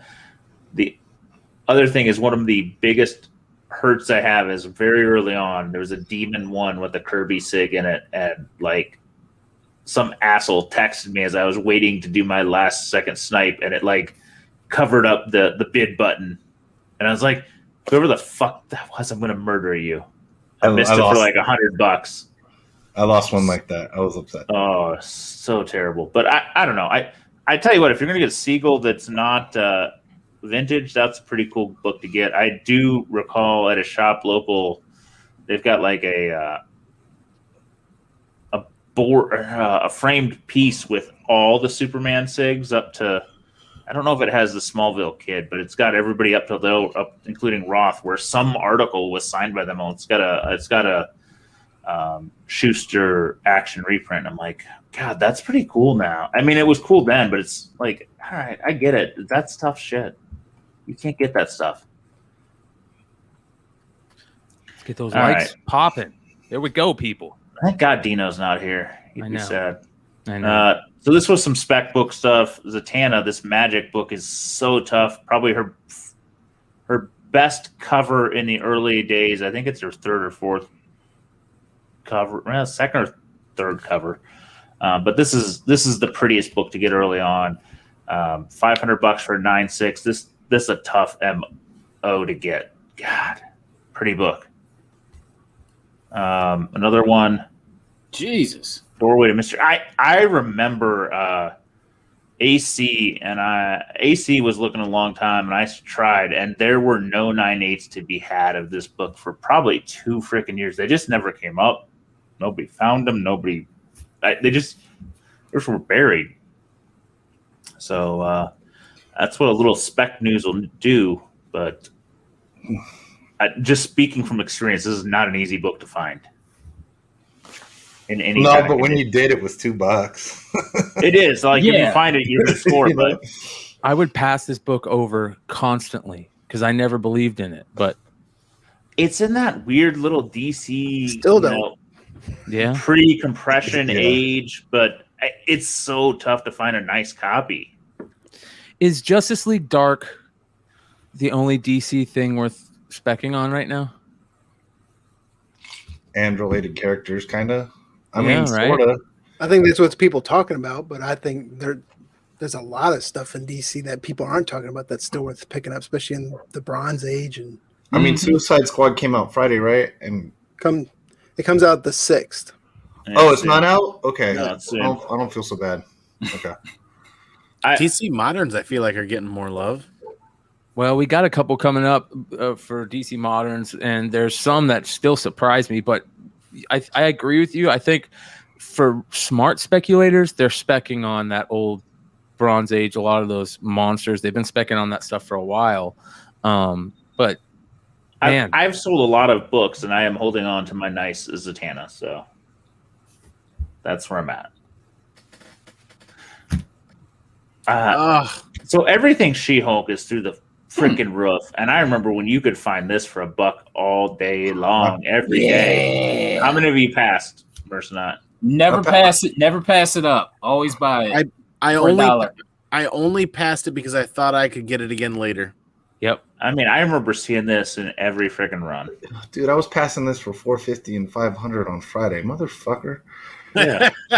I did the same thing. I passed the 9.8 for 400 like 2 weeks ago. I don't know. Everything She-Hulk is through the roof. So, Rob Fordham, you are the man. You know what's going on. You got it all. Yeah. Fing Fang Foom. This guy actually, last week we had shown the highest sale ever of any of them, which was a 8.0 or 8.5. It's actually come down because I think when the trailer hit in June, it hit its peaks. It was like, I think, another 500 above this. So it's slipped down again. I don't know if maybe we'll see another trailer or it'll hit the movie and we'll see a little boost. But tough damn book either way. You just can't find it, man. This book is one who's seen a copy in their own hands above what, maybe a 4.5, maybe a 5.0. Nah, yeah. I mean, Exactly. everyone I've seen a couple and they've been wrecked. So, Fantastic Four 48. Coverless Damn. price is now $350. So Okay. I just don't know what to think about that. I passed mid grades for that a few years ago and punch myself in the face every time I think about it. I think people are getting their child credit money. I think he's right. This is a book I have talked about a lot where I'm like, wow, how is this not 1,000? How is this not 1,000? Finally, it's pushing 1,500. Now, this is a newsstand, but there have been a few newsstands. But this book was floating at 900, 950 forever. Thank God it finally took, because I'm like, I don't get it. This is such a good character, such a damn book, and it was just sitting in a place that didn't make sense. So He's a better character than Kitty Pryde, I tell you that. yep. Here's one that this is a funny one. So Wait, that's hot now. A 9 Ford, bro. is that man? It says key right there in the listing, dude. Duh. What? It's missing a fire emoji though. It would have gotten 600 then. Yeah. So this is a book that, like, Or I diamond. remember. You know, I'm pretty obsessed with the early copper, late Bronze Age, and I had a few copies of this and kind of got tired of waiting and sold them. Bought them at 50, sold them at 200 or something. But I remember looking at a 9.8 for maybe $200 and saying, I don't want to gamble on it. 9.8s have sold for 1,300. It was way back a year ago. There's only 66 9.8s. So this is the highest on a 9. No, actually, it's not the highest on a 9.4. The highest was 640. I do remember at the show 2 weeks ago, Carter, there was a guy with some nice original art. He had a couple Elf Quests.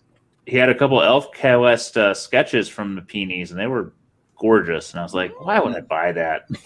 But they were great. They were great pieces, and I was just like, all right, I can't not include this because it is surprising when you all think about it. You're like, I passed this book a lot at $100. Who would pick it up? You just don't. Yeah. I think that's been floating around my get rid of bin for like 5 years. Well, now's the time to maybe not grade it and sell it. I don't know. It'll never come back. So No. This one just purely amused me for Iron Man 282 selling at auction for 282 free shipping. I mean, the price amuses me as well because I remember selling it for $30-$40 feeling great. But I mean, 282 on a 282, I had to showcase it. Oh man, I thought that was a buy it now, and I'm seeing the bids. Okay, that's freaky. That right? That's freaky. You got to put that on there. Dude. Cry for Dawn. Some asshole I heard picked this up for $0.25 or $1 or something ridiculous. That bastard. Yeah, some guy. Yeah, pissed too. This is a tough book. This is like one of the baddest of the bad girls. I've only seen a handful in real life, man. It's tough. Maybe 2 I've seen in real life. So, and they're always signed too. There's a lot signed. Yeah. So we were talking about this one because Sailor Moon won the SDCC variant, and you said somebody messaged you about it. I'm like, I didn't know anything about this book other than I've seen it sell a few times, and honestly, price appropriate. There was a 9.4 last year at $250. So this to me was like, okay, it didn't sneak out, but I just didn't know what it was when I saw it. But you even said it. Somebody messaged you about it. Yeah, there's somebody some sale for $10K on a 6.0, and I'm like, what is that?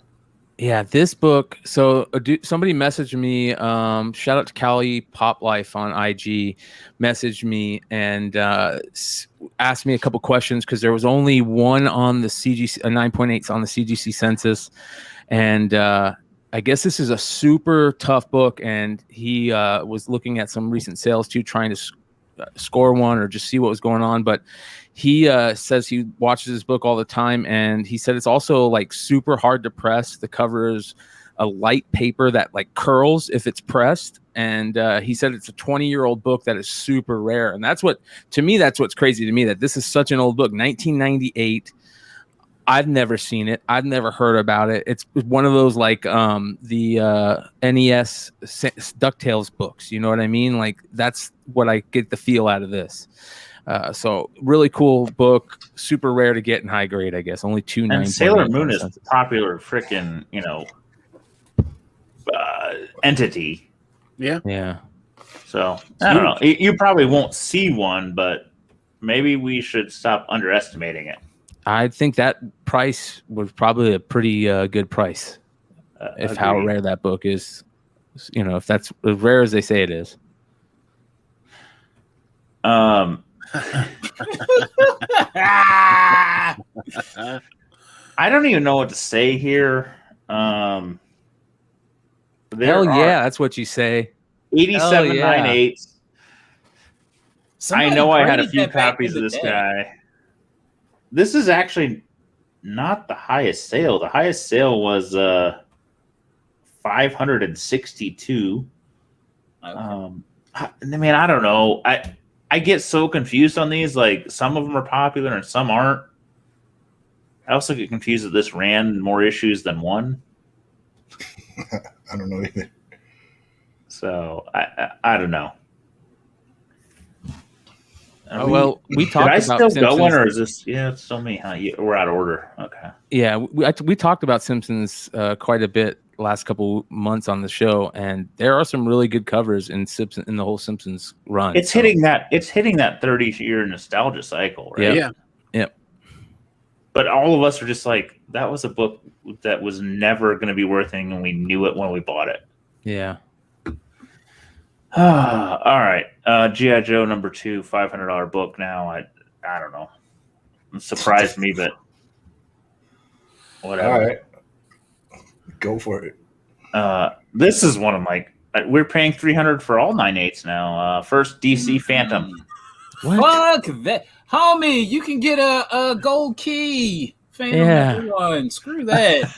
No. It surprised me. I don't know what to say. I think, we're all used to the 9/8 buy-in is $60 or $40 or $30 like leg paid. Apparently, everybody knows like 300 is the buy-in. We're buying in at 300. I don't care. This one always I like to look at, and it still feels undervalued sometimes. Yes. It's not, but man, it feels right there. I mean, for a regular cover though, it's not, for an unrare regular cover 9/8. That's pretty good money. No, it's great money. Just like no everybody first wants it. Literally just cover art. Does anybody modern not DC? want it? I thought I'd be digging it out of bins forever. I was wrong. No, they all got dug out, and I never ended up at the 9/8. What's the print run on this? Do we know? Yeah, it's a decent number. I mean, it's not low. It's got to be at least 30,000 or something, if not 50. Yeah, it's a the foil treatment cover not too long ago. Yeah. I don't know. I don't know if it's cheap or expensive. It's a fun book to track. This one's a travesty to me, and I don't know what to say.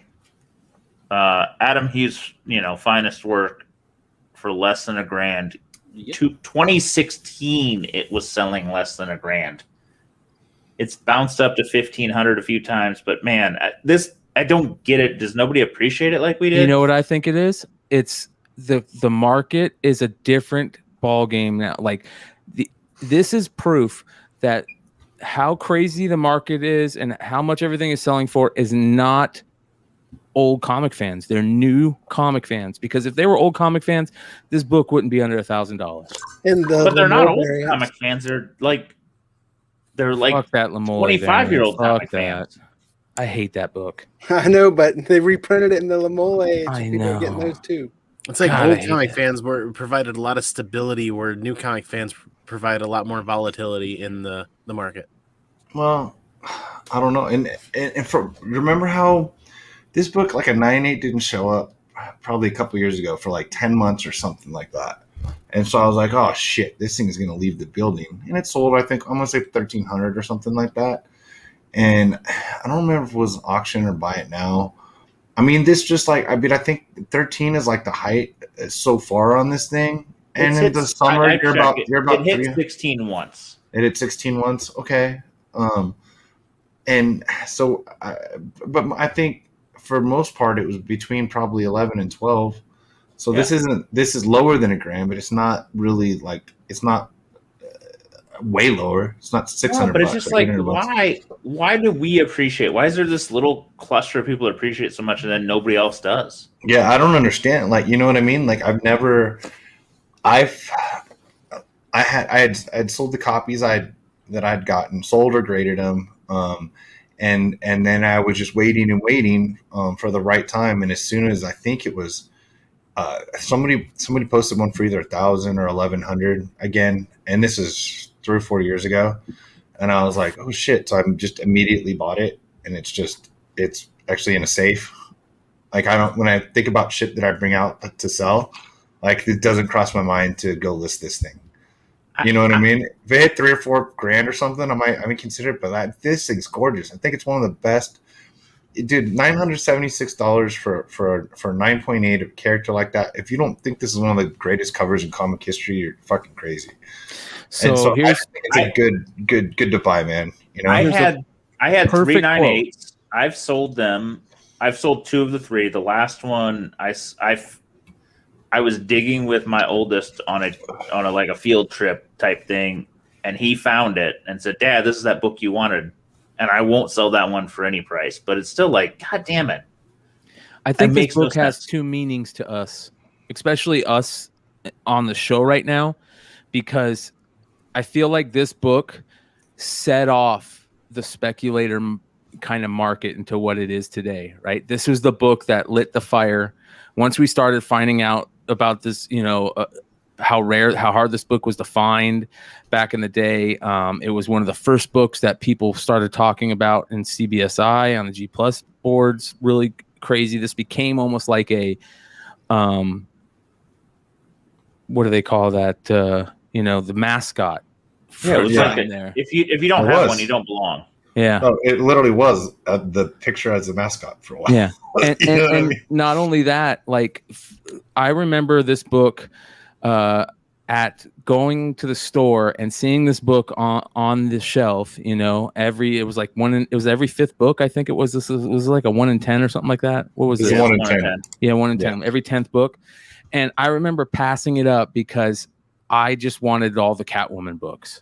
And I didn't care about Supergirl, so I passed it up. And I regret that. That's one of my biggest comic book regrets, is not buying this book. This is probably one of the most beautiful comic covers, modern comic book covers, that you're ever going to see.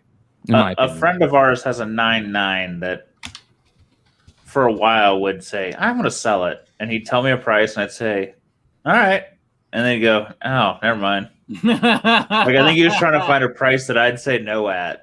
And, I know, like 3 years ago, someone offered him 5, and he was just don't need the money right now.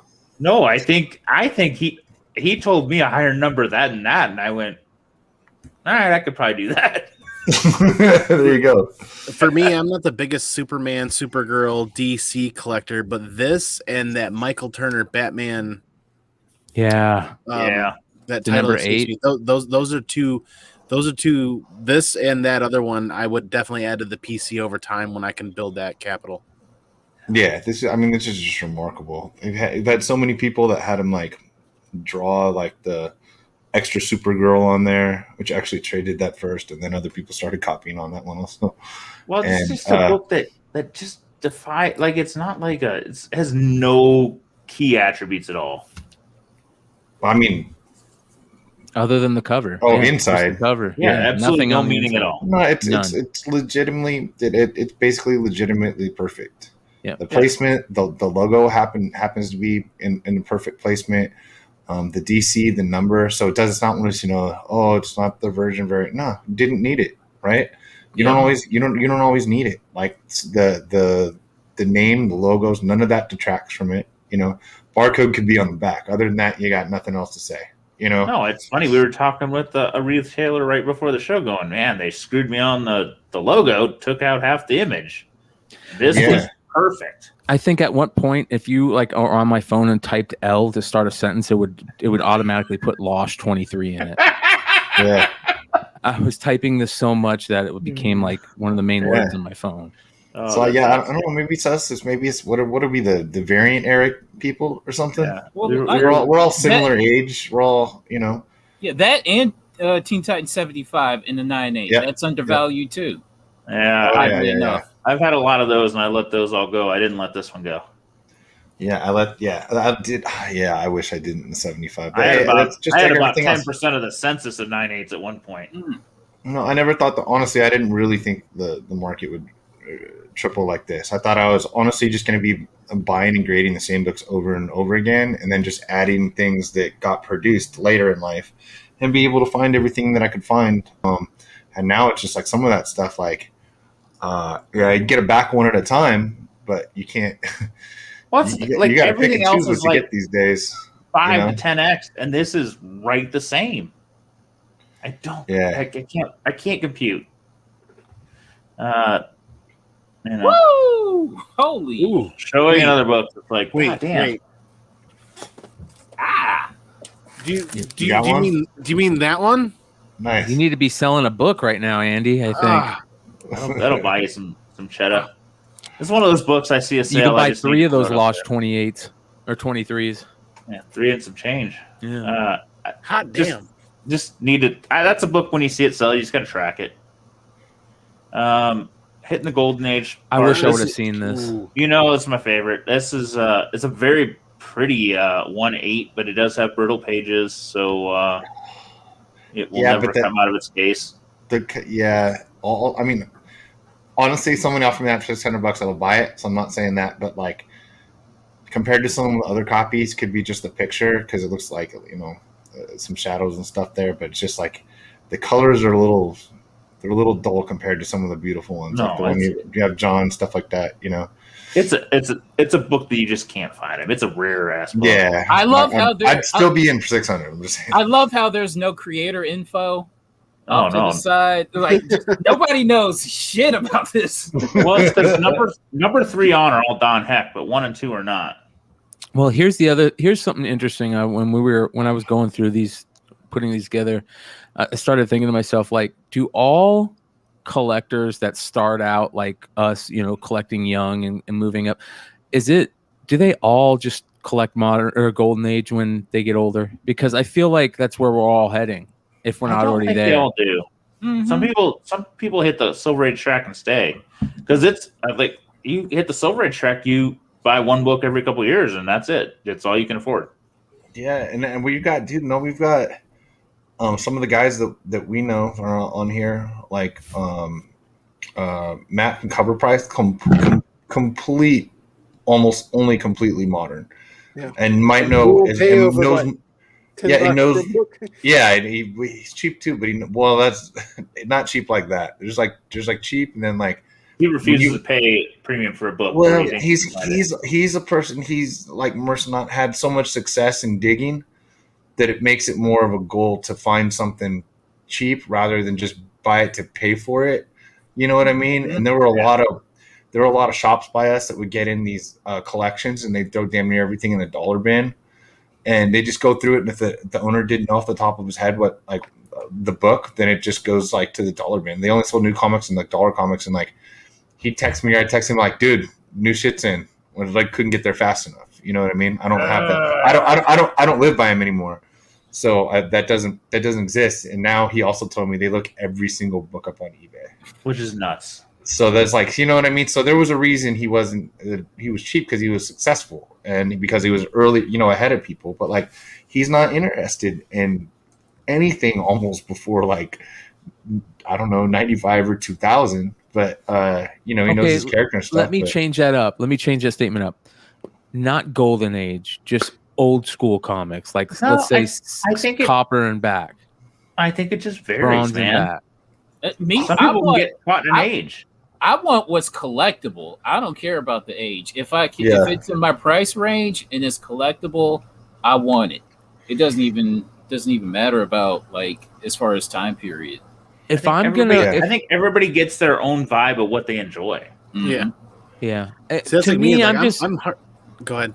To me, I'm just getting to the point where like stuff that like seems really, really rare is what I want, I guess is what I'm saying. And I feel like that rarity only comes in either like original art and some of this old school stuff that there aren't very many of. Maybe I'm wrong. Go ahead, Andy. So I'm devoutly modern. Modern blue chip grails is what I chase, but I'm still gonna get into those fringe subsectors like Golden Age Marine Corps books. That's what I really want to dip my toes into, but I don't necessarily want to be a Golden Age collector because 90% of my collection is still going to be modern blue chip keys. That Saga RI. I chased that for years. There's some of those. That's where I find most of my thrill in building my collection, is doing that as affordably as I can. Well, you could I'm also buying stuff chase. now You could and waiting chase for it to become the affordable next Golden Age. Marine Golden Age books too. Not from where I'm sitting. None of those are affordable where I'm sitting. Well, if you're looking for the classic covers, no, but you can find some for under $20 a pop. Those Tojo covers, man. Those are different.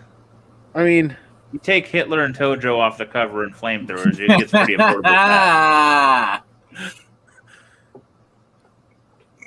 Yeah, Good stuff. I like modern stuff a lot. I can't lie. I deal more with buying, selling moderns than I do anything else. And the other stuff, it's just the other. Bronze, copper is usually pretty liquid. So if I can get deals on it, then I can go ahead and move on to other things that I like. But yeah, I sort of keep with what I think is good investments. I think some of these moderns and the rare stuff are really good investments. Like we said, like with the Lotus, like that's a good investment. Like we all believe that no one here is going to be like, no, actually that cover sucks. It doesn't.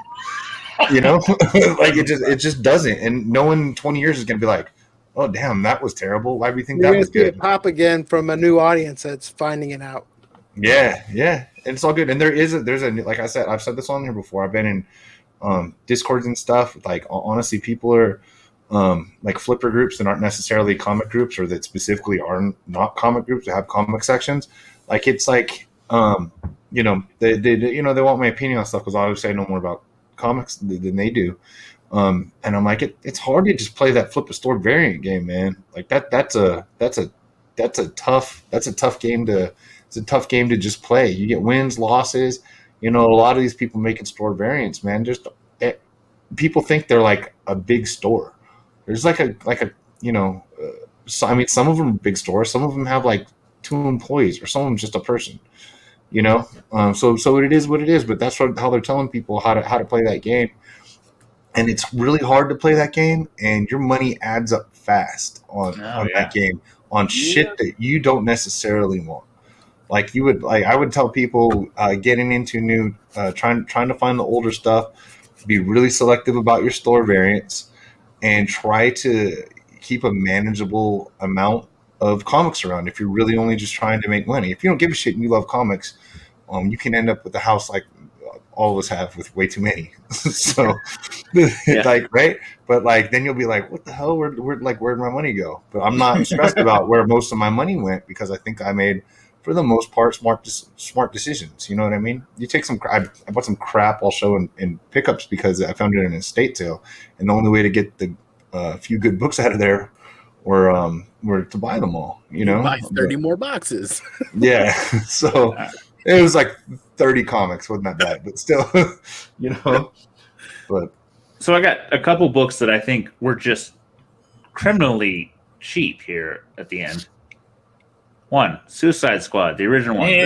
This is a big time seller. This is Sparkle City. If you don't watch eBay, I don't know where you're at, but this is a big time seller. This is listed as a very good copy. $500. Like, I sold a 1.5 of this raw when the first Suicide Squad came out for more than this. Like, that's low, and that book is freaking rare. It's tough. It's a tough book. Yeah. This next book fits in that price range, or that same thing for me. It's a beautiful book. This Lois Lane one with the witch cover, $400 for a nice looking copy. I mean, it's a mid grade nice, like a very good, but a nice looking copy. $400. Yeah, that's a great cover. Some of these things are like, why am I not buying all of them? I see. Yeah. I'm going to end it with a couple more Golden Age just because a little Matt Baker, another sub 500 book for one of his classics. Another nice Phantom Lady for a little under $1,000. Not the nicest copy, but presents nice as hell. Those are not Tila biceps. No. I can't remember if this is mine or yours, so I'm going to hit this, and I don't know if it's you or you. Oh, my last one, Dark Mysteries. This is actually a book I have not actually looked at before, but there's a bunch of women in red dresses being burned at the stake, and I was like, wow. Ooh. Like, not one, like 3. So, pretty cool book that I have not noticed before in my life. I got All one right. of those waiting for it to come back from PGX. Thank you, Woods. Well, turnaround times though are enticing. At this point, yes, might just take it. It's crazy how when you send books to PGS, you have to say "knock on basement door" Yeah. for the postman to give it to that guy living in his mom's house. All right, I got a bunch of stuff I'm going to go through quickly, but before I do, I want to remind everybody just thanks for hanging out with us and being part of the channel, being part of the community.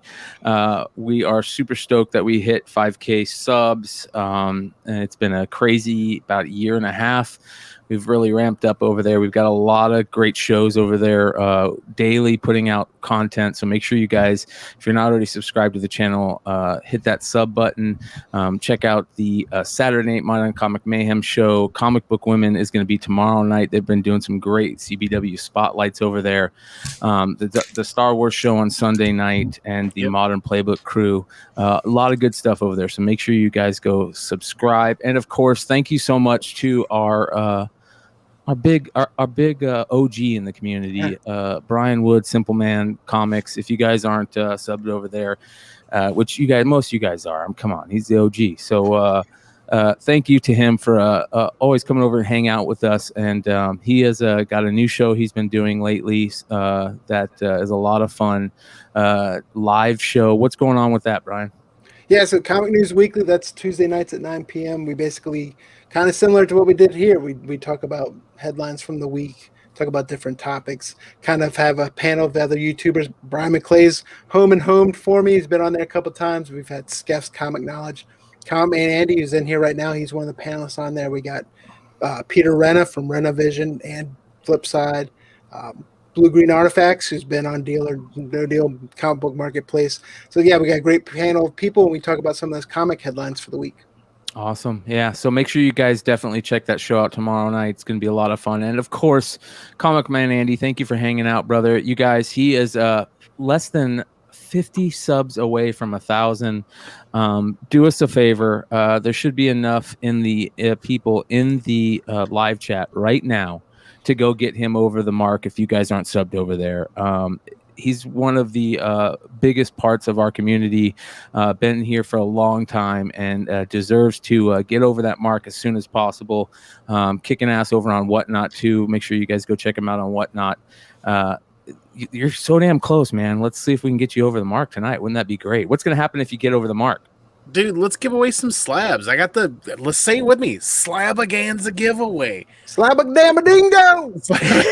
So, celebrating 2 years on YouTube, you guys inspired me to do my own channel 2 years ago, hanging out with you guys forever. CBSI, Tales from the Flipside, Tales from the Flipside mainly, you guys have helped me build my collection year in and year out over the years. So it's been great, and this channel will always be my doorway into this community and to hanging out with everybody else. And it's time to give back. We're making that push, that road to 1,000, and I think I've got like 6 or 8 slabs that stacked up, and I want to add a couple more, and it'll just be a massive live stream giveaway where people pick that video right there on the header, that road to 1,000. They go in, they just comment with that hashtag Slabaganza giveaway, and then they're entered. They can follow me on Whatnot for another entry, and then they can follow me on IG as well for additional entries. And it's all explained down in there. And it's going to be a blast. It's going to be a fun time.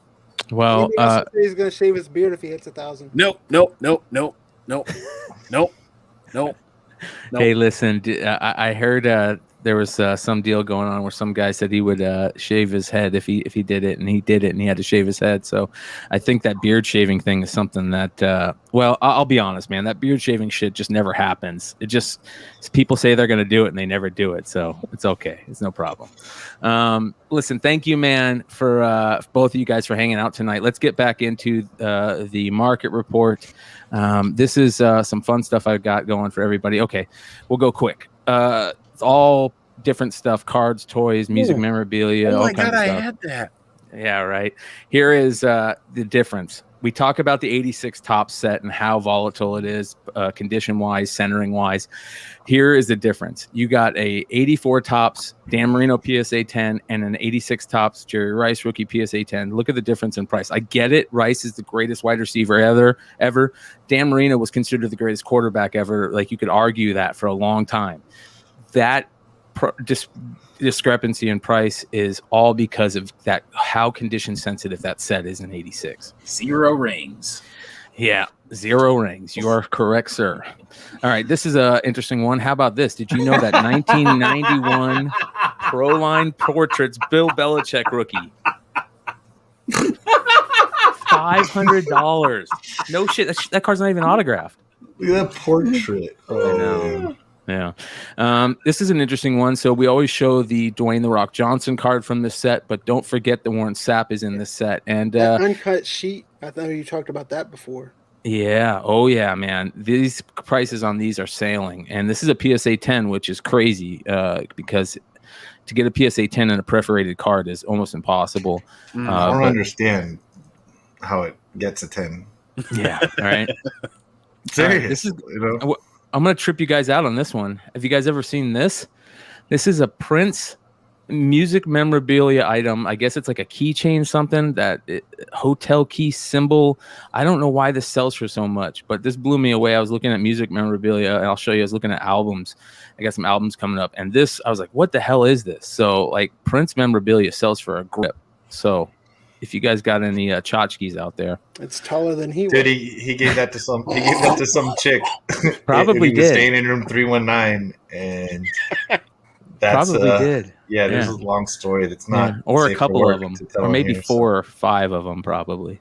There's probably a couple dudes in there too. Dude, he just snapped his fingers, dude. Yeah, he was like one of those guys that just didn't care when and where. All right, this is cool. Original Party with the Sex Pistols Nashville gig flyer from 1976. Look, you can tell it's got some love on it. Probably got some spit and goody gross shit on there. $2,200, 31 bids. It's from the UK too. That's kind of interesting. So yeah, they weren't here. Oh, for Nashville. Yeah, they weren't here much. No, hey, they Brian, only. Yeah, you got a member in the chat who's willing to give away a book. Ooh, where we got here? McClay. Go to Chad. Go scroll up to Chad. McClay, I'm a little buzzed. I have a 9.2 Canon #1. I'll donate to a random comment on the show if you guys think anybody. Damn right, somebody might want it. Chad, thank you, Who brother. wants an awesome modern key? Holy one just showed up. Yeah. So, listen, man, this is what I'm talking about. Much love, much appreciation, and this is a big deal. I'm glad you said that. Holy cow! All right, so everybody, stick around for the end of market report. Chad, let me know if you're getting ready to call it before. I want to do it before you leave. But we're gonna give away a Canon #1 9.2 here in a second, guys. Hell yeah! All right, let's do this quick. Crazy Beatles album, super rare. We've talked about this before, the Pulling Apart the Baby book, and then the cover paste book where it's the same thing. Even the pasteable book sells for a lot, but $25,000 for one of the originals. That's nuts. Doom factory seal 3.5-inch floppy, $1,830. I got to dig around the storage shed now. Yeah, right? How about this one? Zelda, the greatest. This is, to me, other than World of Warcraft, this is the greatest video game, in my opinion, ever made. Zelda, A Link to the Past from Super NES, $35,655. Wow. Yeah.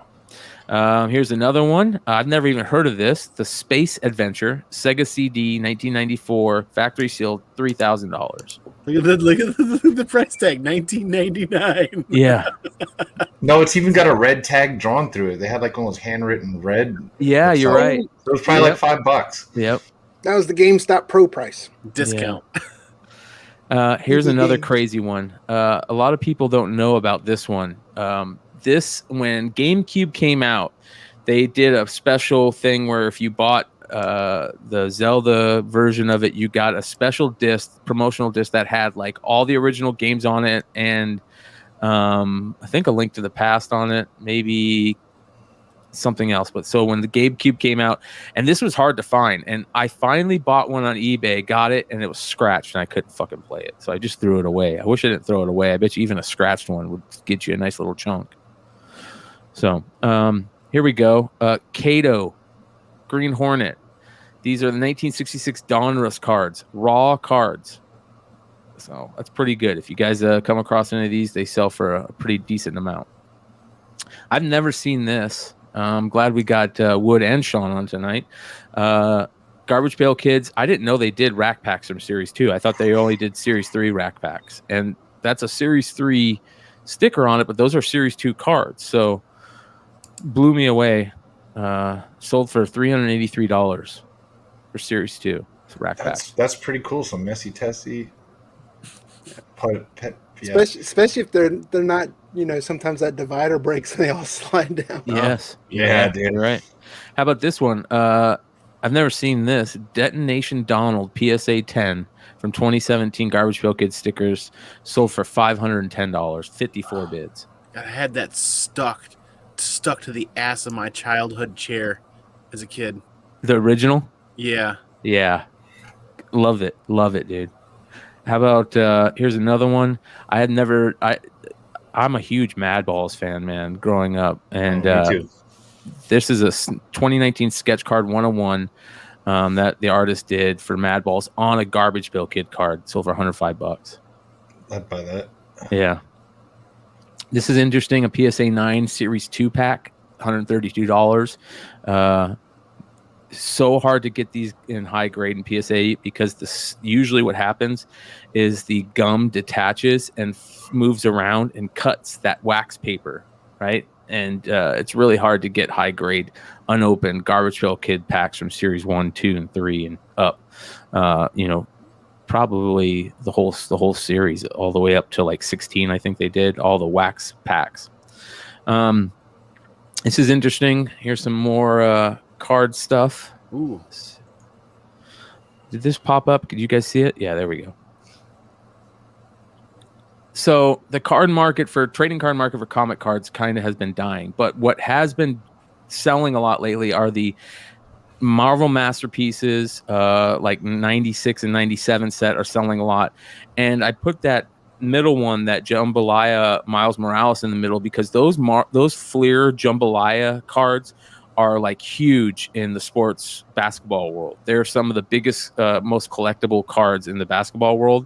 And it's kind of cool to see them bring that over from the sports world into the Marvel world, and that sold for $150. But to see the 96 stuff sell for what it sells for, I've got some crazy numbers on that. This is interesting. So you guys know the Dave Portnoy card from this Allen and Ginter set sells for a lot. How about the cryptocurrency card? Sells for $260 for a PSA 10. Just a coin, cryptocurrency. Okay. They're both fake. So. Yeah. 1993 Upper Deck SP Baseball. This box right here is one of the holy grails for unopened material. It has the Derek Jeter rookie in it, one of the most condition-sensitive cards in all of baseball cards. Very hard to get in PSA 10, but it sells for a ridiculous amount if you can get it in PSA 10. I think this is one of the boxes back when we started getting back into cards pretty heavy on this channel that we talked about maybe buying to like do a group break on. It was maybe $2,000 at the time. Yeah, they're a lot. All right, some G.I. Joe stuff. This is kind of cool. 2004 comic book 3-pack. The worst comic book 3-pack out of all of them, I thought, was the October Guard 3-pack, but it sells for $204 unopened. Bonkers. The one on the right, though, is very interesting. This is Zartan from the Action Force line, which are UK. I've never seen the Zartan UK version. One sold for $499 unopened, which is pretty cool. Wow. Yeah. This kind of wigged me out. I remember as a kid hearing from my parents all the time, like Howdy Doody was the most collectible thing in the world. And if you had something from Howdy Doody back then, it would sell for a lot. Howdy Doody watches sell for a lot, this and that. And just going through stuff, found this and I was like, only $150 from this creepy ass Howdy Doody ventriloquist doll. Like only $150? The thing's from 1950. Like that thing, I feel like that thing should be like $5,000 or something. Yeah. That's like those original Raggedy Ann and Andy dolls. I think that goes into, a lot of stuff that you show and John shows that I just go, dumbass item to auction. Yeah. If you're not, if you're not one of these crazy, 100,000 feedback, 10,000 follower eBay accounts, like save that for the Antique Roadshow. Yep. Yeah. Or throw it at 5,000, buy it now, and see who's ready to fuck around, dude. Because that's a great point. I definitely would have bought this for $150. Yeah, that's a great point. We're learning, especially right now, really like right now more than ever. We are learning as collectible sellers. There are places that you should be selling your certain stuff on, and there are places you shouldn't be selling certain stuff on, and we're learning that big time right now with all the different third market places for us to sell. We're learning that certain things should be sold on eBay, certain things shouldn't be sold on eBay, certain things should be sold on whatnot, certain things should be sold on Facebook Live and this and that. And it's very interesting to see some of the misses, and this is definitely a miss. Yeah, man. Like, it's definitely a miss. And seriously, it's for comics, it's buying season. Mm-hmm. You know what I mean? Like, I don't think that, I want to beat a dead horse, but that Loesch 9.8 for $950 or $75, whatever it was, like, it's just the wrong time of year to auction that thing, man. People are on vacation, people aren't paying attention, and like, look at, and I don't know, the world is starting to be open. Unlike didn't a we year always ago say today. Never sell like big books in the summer, right? It was Yeah, always absolutely. bad to It's sell buying big season, yeah, man. Yeah. And the same thing. You can get deals at Christmas, and you can get deals in the summer because people are selling for Christmas money at Christmas time. So that's a better time. And I've been that. I've been like, damn, I want to do something. I want to buy something for somebody. I wish people don't know that I actually, would take cheaper deals right now. You know, so you want to sell or something like that, Yeah. What were you saying, Brian?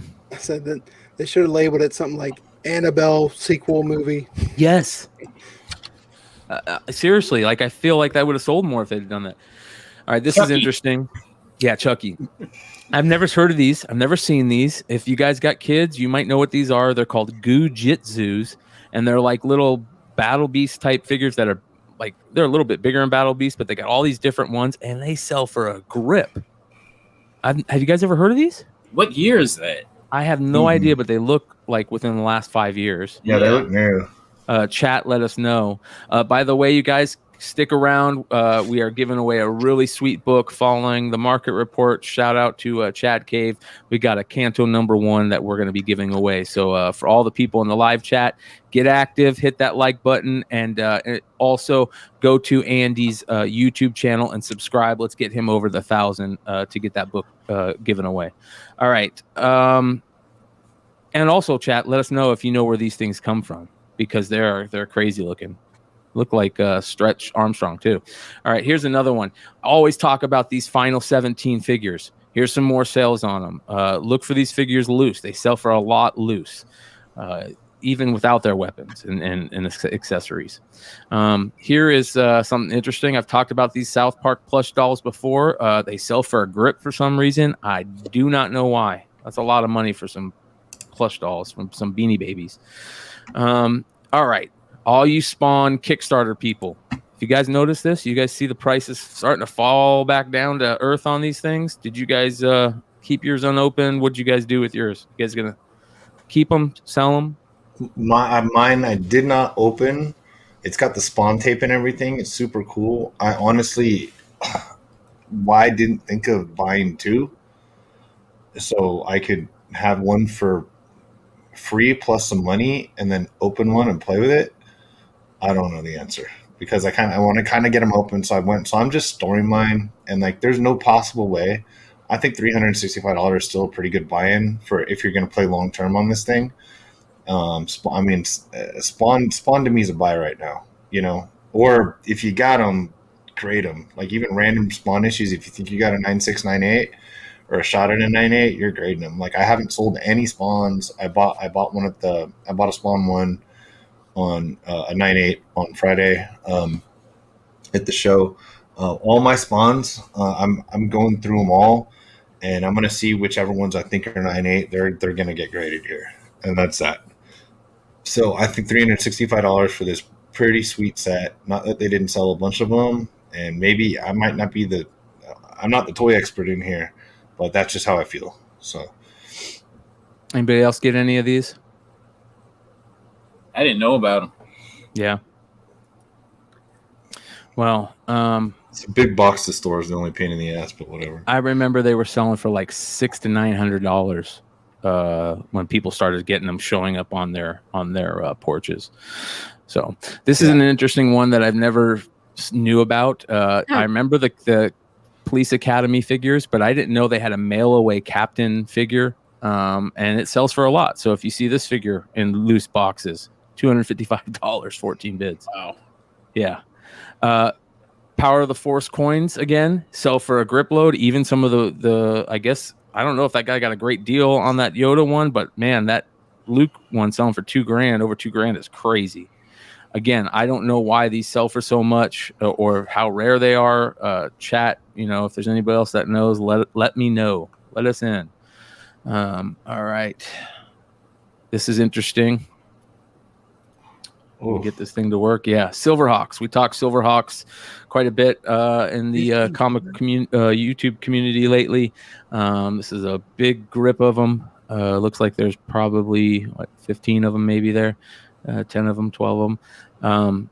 $100, $1,500, $1,500, 37 bids.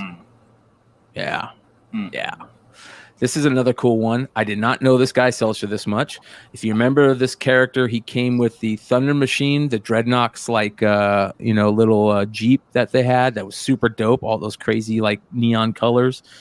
Thrasher figure from that drove that thing unopened on the red card, sold for $404.35 bids. So what does the sealed vehicle go for then? Great question. I didn't see it. Yeah. Damn. Probably a lot. This is interesting. The vintage Sandcrawler from Star Wars, $1,376. This thing was so shitty. This is really cool right here. If you guys know about this, then you're OG, old school toy collector.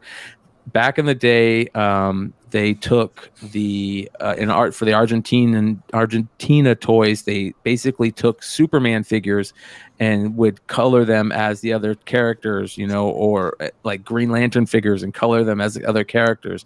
And that's what they did to make the Riddler figure. And here is the Superpowers Riddler from Argentina in 1984, $510. I remember hearing about this figure all the time, when I first got into collecting toys, which was crazy. All right. I've got probably 5 more to get through here, so stick around. Let's do this. G.I. Joe weapons. Any type of weapons for action figures, man. Weapons sell. People love buying these things. The one on the far right is the weapon accessory pack that you never wanted. You just got them because you had to get them. If there wasn't any Joes hanging around, but they sell for a lot now, and that's carded, sold for $161. But the crazy thing, if you see bundles of them in the Ziploc bags like that, they sell for a lot of money if you can get them cheap. So $370 for the one in the middle, and then the Star Wars ones. A lot of 19 it's 19 of them, sold for $160. Crazy.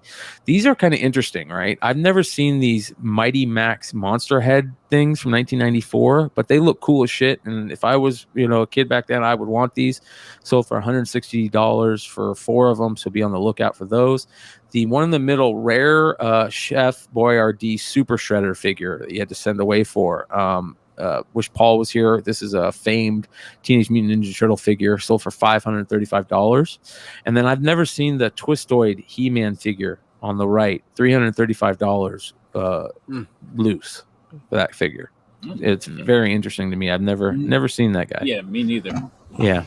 All right. So here are some more interesting stuff. So this is some Ninja Turtle stuff that I saw that was kind of crazy. These are the Universal Studio Monster figures. One guy sold them all. Look how much these things sell for. Crazy. Wow. Yeah.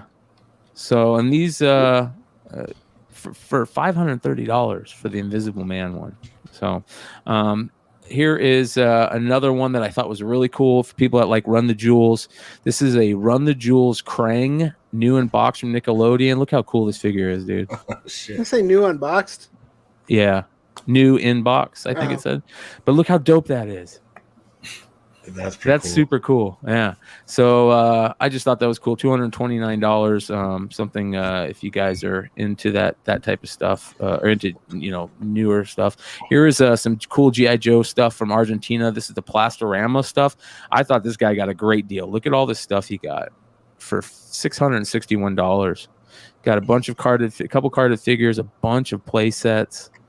Sergeant Slaughter. So really cool stuff. There is another really cool figure here. Hold on, sorry. All right, this is a famed G.I. Joe character or figure that people look for. G.I. Joe collectors really look for. It's called the Stalker figure, not the Stalker figure you're thinking of, the U.S. version. This is the British version of Snake Eyes, and it comes in this with the what do they call this? The Vamp, right? They call it the Vamp 2, but there you can see Snake Eyes, and how he's different as he's got like grayish coloring on his face and some of his other things, and they call him Stalker. They didn't call him Snake Eyes back there. So really cool score. This guy he probably put it up and immediately got bought for that because people know. Damn. Right? Right? How dope is this? I think that the Hulkbuster armor is some of the coolest stuff in comics when they did it on screen. This is the Shokogen Figure Arts Iron Man Mark 44 Hulkbuster figure. This thing is so cool. If I had extra money to throw on something like this, I would be buying this all. Look at that. Look how dope that is. I'd be buying this all day, every day. Yeah, that's pretty cool.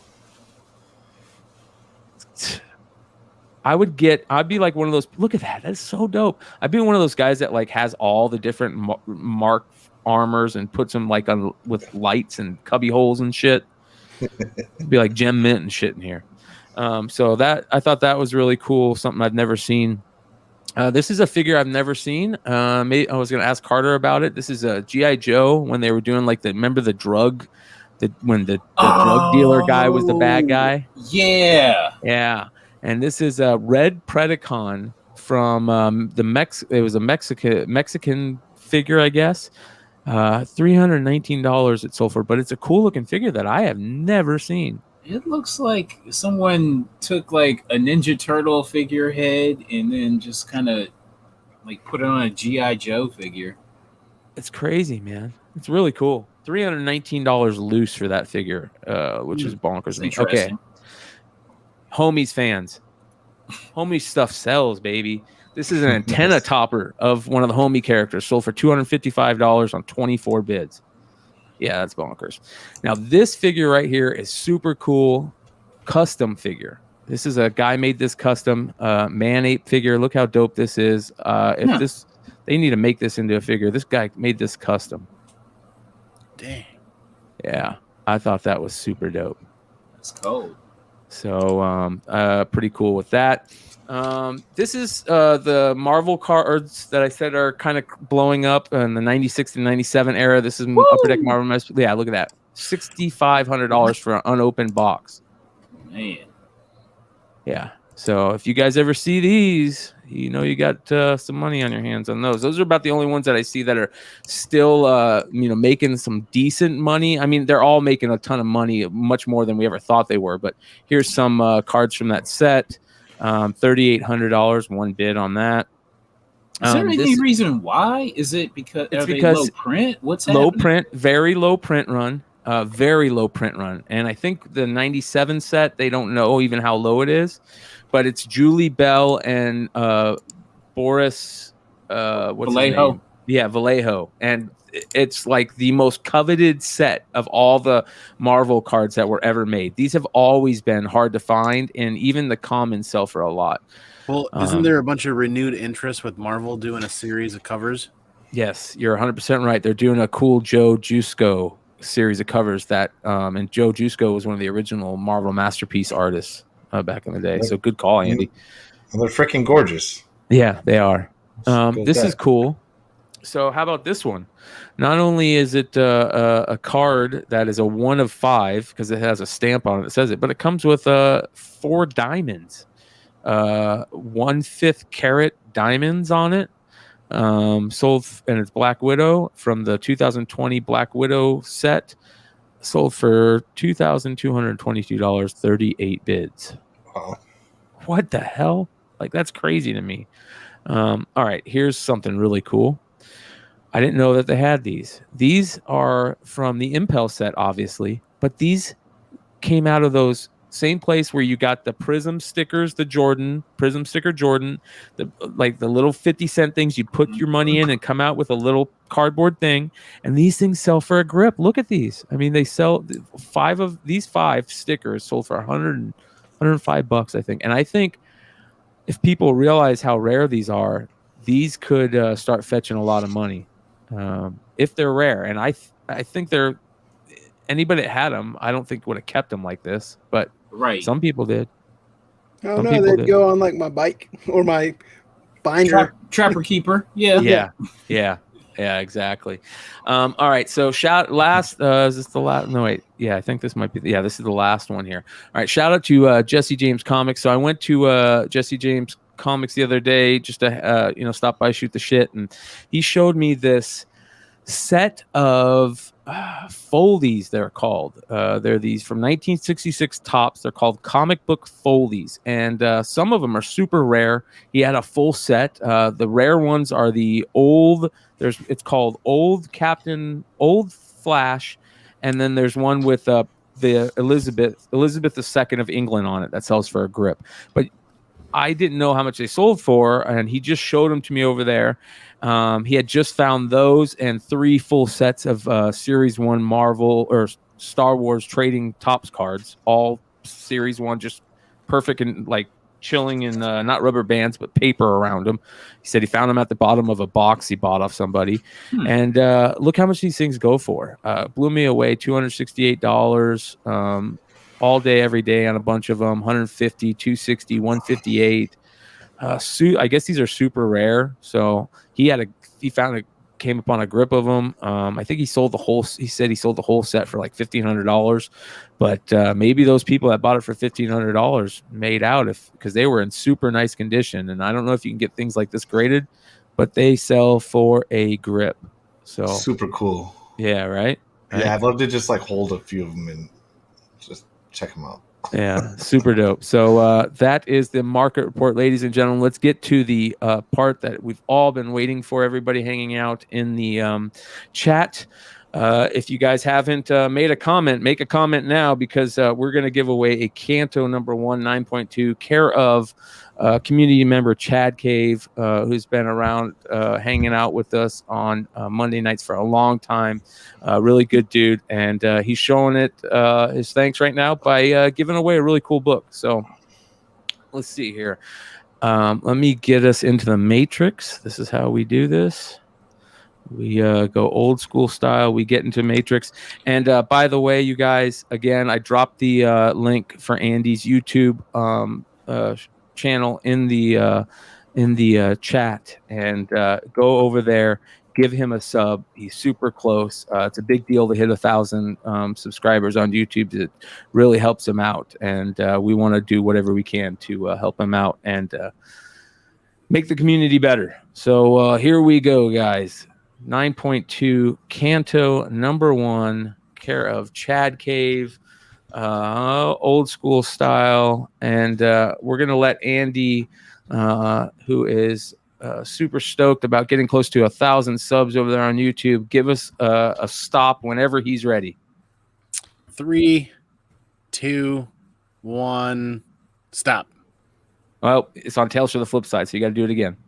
3, 2, 1, stop.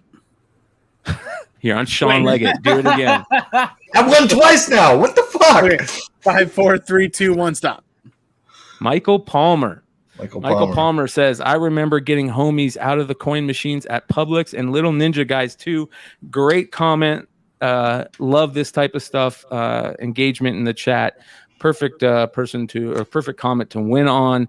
Michael Palmer, do us a favor, hit us up at Tales from the Flipside on IG or Tales from the Flipside channel at gmail.com. We'll put you in contact with Chad and get you guys talking. Chad, thank you, man, so much for doing that. We appreciate you more than you know.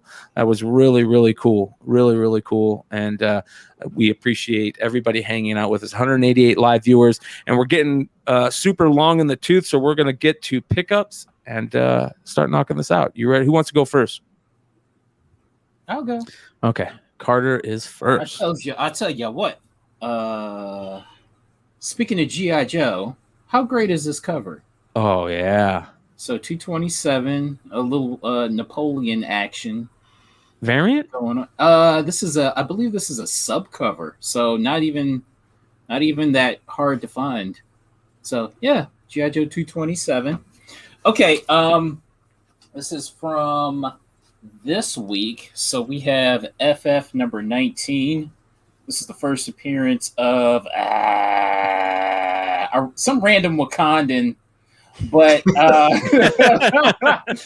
but what I love about it is it won't show up, but it's a Christian Bale, as in Newsy. Nice. It's a newsstand. Got me a newsstand copy. And I was digging around just today, and I found this in my long boxes, and this is the variant for number 19. I remember seeing it, and I thought I had sold this off years ago, but I found it, and I'm so happy about that. So FF19, the variant for that. I think this thing is going for like $75. All right. I was at a convention last week, and I got this for half off. So the price on this was what, 15? So I think I got this for like $7 or something like that. Pretty good deal. $7.50. Yeah. So I'm like, sweet. Got the whole set. Another half off book. We got The Boys number 1. Ooh. The price tag on this was $35, so we got this for $17.50. Not bad, dude. I would walk away with that 35 all day on that book. It's in good condition. I'm back in the boys game. I sold off all my number 1, so happy about that. Got a copy of number. There you go. First appearance of the 7. Yeah. Yep. So I'm like, yeah. I found those this week too, but they cost a lot, and people are kind of sleeping on the boys spec. And with the new spin-offs, now is it's a good boys investment time. Yep, it's now is the time. So we got this for $4. House of Mystery 290. I believe I've got this for like $15. First Eye Vampire, and I'm really happy about this. Ooh, I love that book. That book. Look at the condition on this. This is like at least a fine for $40. So you never find those in nice condition. Yeah, this is like the nicest copy that I've seen for the just price. without a crease on the cover, you can't even find. Right? You know what I mean? Yeah. Those were under mattresses and shit. And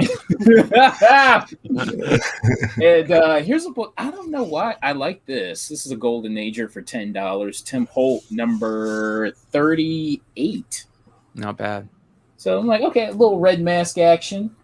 And shout out to Steve Horn. He talked about this book a long time ago. So this book doesn't go for anything really, but that's okay. I still love it. Robotech Romance number 1. Turn the lights down. It's time to get romantic. And that's what I picked up. Oh, one more thing. We got a copy of Iron Man 118 for $20 from a dealer Road friend. Roads. It's a good deal. Not bad. Not bad. All right, who's next? Brian, Mine you real want to quick, go? I just got two things. Nice. 'Cause I haven't really bought books, but I did buy some Masters of the Universe stuff. That's the Skeletor, Terror Claws Skeletor Yeah. Target exclusive. This is on their Nice. site for like $9. And then Nice. when I was on there, it's like, hey, you have to buy $35 worth of stuff. For free shipping. So I did get Oh, there you go. Revelation Skelegod figure. Skelegod, Hold baby. that up. I want to look. I want to see that guy nice and. Skelegod. See if That I is can interesting. glare. The Fuck, figure looks now I much need better. that. Damn it, dude. Yes. I gotta show shit I gotta buy. Hold on, I got to look that up and Now, let me see here. I will tell you, Walmart has Revelation exclusives on their site, but I don't want to go buying a whole bunch more stuff. So it's What do they call that figure? the Revelation Skelegod. Skelegod, all one word. It's amazing. That is. I'm gonna pull that up so everybody can see it a Yeah, little it's like bit. $29. Yeah, that looks so much better as the toy.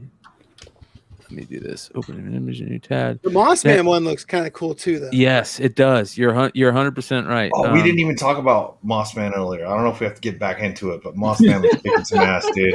Yeah, he was great, dude. He was great in it. Look how much better that looks than at the end when he's over the castle. Like they could have done him a little bit better. That looks so great. Yeah, I saw that. I was like, oh, I gotta pick that up. But other than that, there weren't too many of the Revelation toys that I was like super had to buy. Not bad. Yeah, not But bad. I like knew this Walmart one. has like an exclusive Skeletor, and I think exclusive He-Man. But Andy, you got anything, brother? God.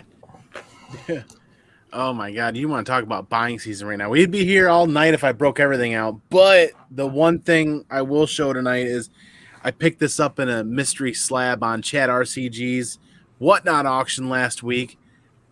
My first 298 and an 8.5. Wow. Yeah, In a underrated mystery? Spidey Key, man. Yep. Definitely. 298 holding on and to this. 299 still a little underrated considering what everything else is going for these days. So I'm super stoked to grab that. But my big wins for the last couple of weeks are actually getting books pressed, cleaned, and submitted. Yes. Well, there you go. Like actually receiving the emails that the boxes are open and the books are submitted, and I'm like, that's a win. That's good. Yeah. And CGC's checking everything in. The second they get checked in, it says scheduled for grading. Yep. And I'm all like, what? That's your first contact? You just say received. Now you're trying to give people false hope. It's amazing. yeah, I know. I saw that and I was like, oh, It's not. yeah, I know. No, it is. I'm not about you personally. I'm just saying that's like that used to be like the third step, and now the first step just says scheduled for grading. So you're gonna refresh every single day. Like It's gonna be a while. been a solid 12 months since I think it's been about 12 months since I've done a CGC blind unboxing. I am addicted to blind unboxing my books when they come back, and I cannot wait. I've got a CGC, or I've got books going out every month on the month for the next 12 months. So Wow. I did that because it's just I've got 4 short boxes of books I want to grade, and I need to do it affordably, and that's kind of the monthly budget that I can do for that. Well, Yeah, that's yeah, smart. yeah. Yeah, and plus because they charge you when you get them, they don't charge them when they ship them back to you, unless they're pre-screened. So that's kind of honestly it's just harder to budget when you don't know when you're going to get. You know what I mean? Like shoot months ahead of time. Like if they did it then you could like charge you. You get your books back in like 5 days after they charge you, and then you could like sell one and pay for it. Yeah. To be fair, I press and clean everything that goes out, right? Yeah. So when I'm doing these months in advance, and I'm about 6 months ahead right now, I have those spots set for a cleaner and presser, and then it goes immediately to grading as soon as they're done with it. So I was actually about to hit you up next leg. I'm like running out of resources here, kind of like leg. I know leg's busy, but I'm definitely gotta hit him up at some point. Yeah, hit me up whenever, man. Yeah, good stuff, dude. You got any more, brother? We could be here for weeks, man. I hear you, I've got man. two tabletops here full of books that I haven't gone through yet. Well, So I know yeah, Sean's got the good stuff. I finally went to con. Went to Torpedo Con on Friday. It was it's kind of weird. It was like 2 to 9 p.m. on Friday, and then it was 10 to 7 or something like that. 10 to 5. I don't know. Saturday and Sunday. I feel like I missed some. I get straight FOMO when I don't get to a con on the first day. Yeah. And I only had a few hours. It was in the heart of Hollywood at the Palladium on Sunset. And I don't live in LA anymore, but I'm only a couple hours away. But still leaving Sunset Boulevard on a Friday night is never an easy task, no matter which direction you're going. So I went in and I tried to just bang it out and stuff like that. So I'm going to show some of the con stuff, but before I do that, I had two friends come visit. My buddy, since I was 10 years old, my first best friend out here, he said, "I'm coming in with a present for you." So he comes in with straight Bo Jackson starting lineup, right? Which I've never owned. Always wanted to own everything like that. So 91. From my best friend James for over 30 years. Yeah, I think 91. I didn't actually look. But I love. Yeah, I remember that set because of the yellow card. Okay. Yeah, and it says on there Rookie Year 87. Yeah. And we all actually like starting lineups as kids, but we freaking opened them, So anyway, so it's great just to get that from my friend. And then Gabriel, who's in the chat right now, actually stopped by because I was going this direction and dropped off stuff for me to press, and gave me a DC Comics Present German. Nice. Right, like there, and I can't tell you that I know all of them, which they exist and where they come from and everything like that. I'm like, it's German, right? He lives in Germany, and but has family not far from here, and was like, so he stopped. So I got this. So this is by far my super happiest. Well, this and Bo Jackson by far, not even close. My favorite pickups right now. So I got to say thanks to Gabriel. Also, he gave us some books. So after I show the rest of the pickups, go ahead and give away a Star Wars High Republic Panini Delato. For this, I believe this is the Italian variant. Unless We'll do that. Those With are the ones you comment. see the most. So we can do this with the comments. Yeah. At the end, and I'll send that out. So pretty much, if you win, just follow Big Leg and give me your address. So we're going with the Masters of the Universe. The Alex Ross covers came in. Nice. So these are these were prints back in the day. It's a wraparound. I'm not going to take it out right now, but these are absolutely gorgeous. They've been around for a long time. So we're going with this. To me, obviously the one in comics with the Wilkins and actually the Wonder World that Dennis did from People from the Store is pretty good. But you can't do it. This came straight Alex Ross. The GOAT. Might have more Alex Ross news soon. We'll see. So this is. I went to an estate. My mother texted me on Saturday at an estate sale down the street, and she's like, "They're really old comics." So of course she's, I can't wait to get my AF-15 for $5 real quick. Yeah. It didn't happen, but I actually bought the comics. So there's like just a stack of old stuff. This is a Mystical Tales #1. And I had to look it up. So this is, I don't know what it's going to be in this condition. Like the person who did the estate sale, I actually know. It's a friend's wife. I don't think knows I deal with comics.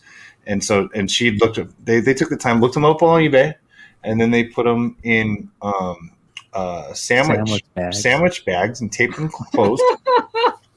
Right. And I'm like, okay. So there was just like, I'm not going to show them all. There's like, it's old. So there's like Strange Worlds, a lot of House of Mysteries. You know what I mean? There's about 35, 40 books. I paid $100. Stuff like this. I see the price. I looked up a few on there, and I'm like, well, I don't even want them all, but there's a bunch of Archies, which I'm not going to show. It's none of the keys or anything like that. So that's just to always be finding stuff you can have, and it's just good backup stuff to have. And it kind of kills me with the sandwich bags folded over, but hey, it is what it is. It is what it is. Went to the con. So I probably don't have to take too much time on this stuff, but just the stuff that sells that's like the decent graded stuff. The X-Men, I don't like to leave Wolverine stuff behind. This, I hadn't thought about this cover in a long time. This was $6, but between Thor and Beta Ray Bill and everything, and I didn't, I'm not going to take a $6 book out of the bag, and you get pay cash for all the stuff, so it doesn't actually cost what's on there. Ooh, love that X-Men book. Yes, this is the Bull. It's the newsstand. I love the Bull. It's one of my favorite books. You don't see the newsstand that often. Obviously, this not the same spec as everybody else, but it is what it is. Nice to find it. This is paid a little extra for that, but that's really high grade. I'm a werewolf collector and stuff like that. I'll see what I can do with it. Everybody loves those. Cheap, but Miles and Gwen love that book. Spec. My first foray and the Scream variant. I was like, so this is my first foray because everybody else didn't buy it. It seemed cheap. I don't know. I didn't feel like looking up. I just felt like buying it. Sean, go ahead. Sorry. No, go ahead. No, I was gonna. When you're done, I'll have you do. I thought you were done. I was gonna have you do something. No, I gotta. Yeah, good. I want more. Yeah, goodies. Keep them coming. Well, I didn't get to the slabs yet. So Web of Spider-Man has been selling. Find those. What do those sell for raw now? One was listed at 20. One was listed at 25. One was listed at 30. I bought these all from dealers, so that I know which dealers they are. They're pretty good about they grade their books and they point out defects, and they're nicely done. And I paid almost all of them except for a couple were paid for by like a little stack in cash. So call it 10 to 25% off depending on the stack. The one he had this 50. So it probably ended up being 30 or 40, but I think it's a really possible 9.8. It's super, super sharp, high grade. There's not spine ticks. There's not much to fix. Sharp. Can't see on here, but sharp corners. And if it was, I wouldn't even consider it if it wasn't in that condition for that. But the Web of Spider-Man, it's the last black suit Spidey. That's, even though it is taking off, but it's been even though it is taking off. So those had to do the Hawkeye cover keys. So that and 11, a fourth print number 1 refraction, fourth print number 2, third print number 3. We got second printing number 5. Nice. Just not seeing those. Second printing number 6. I had to go those in there. Number 1 because these are nuts. And they're doing really well. Love this guy too. I don't like to leave him around. So, it's a first. I'll take any of them. Which is funny. Yeah, I don't care. It's just gorgeous. I just absolutely love it. Iconic cover right there. Yeah, shout out to Rich Dollar for bringing up the Sandman 19. I think it was him for the Sandman 19. So this is the air version. And different pages. One of my favorite, my mail away Hulk vs. Venom. Right? Come on, people man. don't know about that book. Yeah, they don't. So I think it's a little undervalued, and the price seemed good enough. Clearly, I'm gonna flip this, but it's a wonderful book. It's liquid, and then two of the two books that I think are a bit underrated. Really nice cop. Really well. This one's kind of beat, but it's a newsstand. Dude, leg $20. I was buying 9/8 of that for like $60 to $80 for years. Yeah, that's not a thing anymore. No, and this has got to be one of the most undervalued '80s books, I think. I can see one behind Andy's shoulder. It looks like. You know what I mean? Can you? Yeah, this one's getting pressed and clean and graded next. Nice. Yeah. So anyway, I love this book, and like I said, I bought it in bulk, so I don't know what I got off. He had it at 80, but it's really, really, really, really clean, which is, Do you have a buyer, sir? I have no idea. So it's you have a buyer. Yeah. So that's good stuff. And almost the last thing I did when I got out of there, there's a lot of people selling slabs. I went through one box that looked like good prices, and it's A1 Comics up in Sacramento. They've always done really well with their grading and giving good deals, nice people, so I'm a repeat customer. They might know who the fuck I am, especially with a mask on, but or whatever. So this is spec, but possible sell. So we got giant sized creatures. This is the first Tigra, whatever you want to say. I don't know, however you want to say it. We all know like the whatever spec. So they're adding a lot of females to comics these days. So this is her first appearance, and this book is an impossible 9.4. Really impossible. I think 9.6 is over $1,000 or something. I got this probably around 300 after it was all said and done. And so this isn't. I'm just hanging on.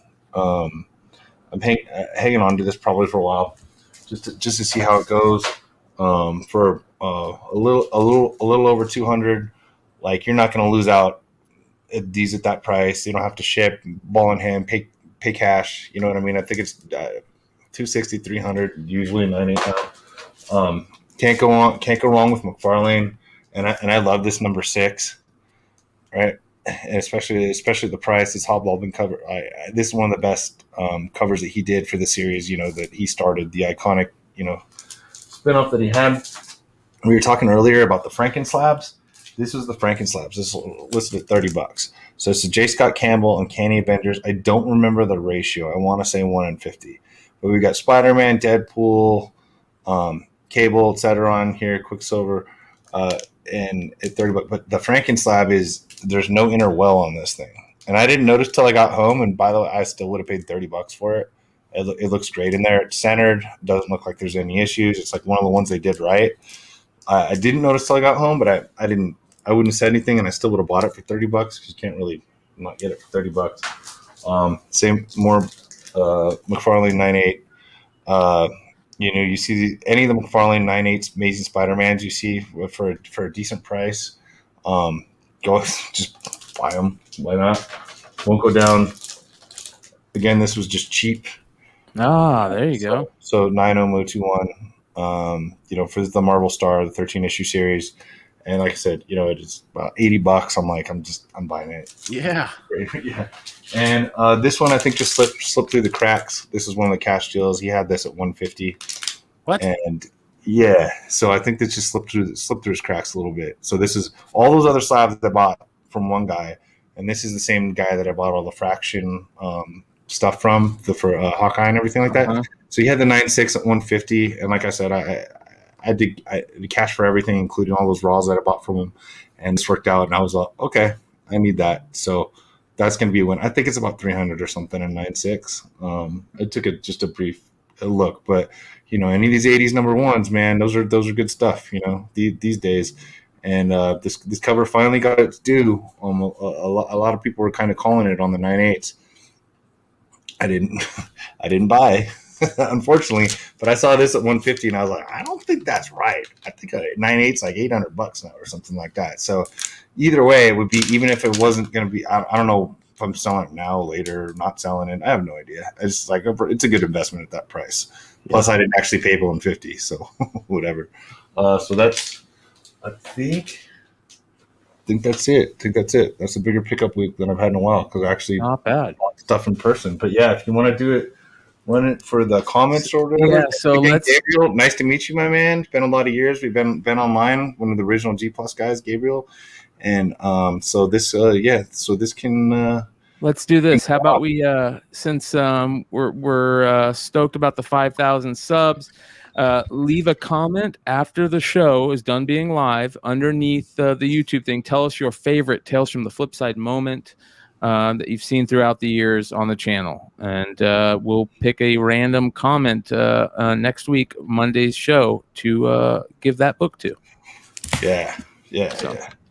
Awesome. Okay, so German panini. Okay.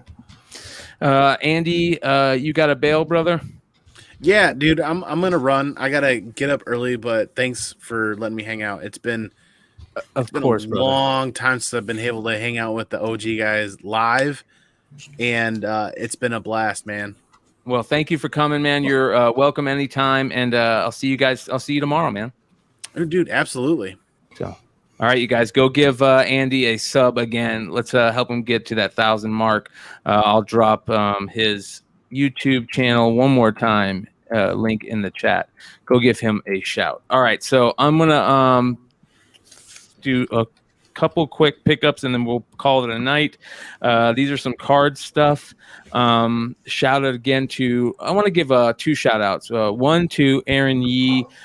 for finding me some Bowman Megas to open. Again, I have not gotten anything to open here locally. Shout out to my friends Aaron, Yee, Richie, Dalla, Marco. There's been people that have sent me stuff, and that's the only reason, Lucas, that I've had to open up wax lately. So shout out to them, and also shout out again to Dollar for telling me to go back and pick up these blaster boxes that I saw at Walmart. By the way, Walmart are starting to sell cards again, it looks like, but they had the College Chronicles football. So new Trevor Lawrence product and stuff. So I was like, oh, I'll go get a blaster or 2 blasters. So I got and I don't know if this kid's any good. It's a auto Javon McKinley from Notre Dame, wide receiver. So I got 1 auto, and these are cool because they like do different styles of all the cards throughout the years. I got a Mac Jones 89 score homage. Nice. Right. Travis Etienne 89 score homage. Super cool. Yeah. This is my only Trevor Lawrence card I got. It's some type of Panini or some type of Prism rookie. So, and then I got 3 Justin Fields cards. I got this Rookie and Stars homage. I got this Optic rated rookie, which is really nice, chrome. And then this one is super nice. It's a silver prism of Select. Beautiful, just gorgeous. So if hopefully this kid turns into a starter day 1 over in Chicago, and maybe get that thing graded. So other than that, listen, you guys, thank you for hanging out. 150 people all the way till the end. Again, Chad Cave, thank you very much again, man. We really appreciate you for doing that, and so does the community. You guys check us out tomorrow. I'll be over on Simple Man's channel doing the show over there. What time does that start over there, Brian? 9 p.m. Eastern. 9 p.m. We'll say Eastern. 9:10. Yeah. It's a lot of fun stuff, you guys. Go check that out. Also, check out Comic Book Women tomorrow night here on Flipside, and check out Dealer Flipside Wednesday night, this coming Wednesday. I'm not sure who the guest is. Aaron has been putting out some really good guests on that show. Good stuff. So again, thank you everybody for the 5,000 subs and being part of this community. We appreciate the hell out of each and every one of you. And we will see you guys next time. Peace.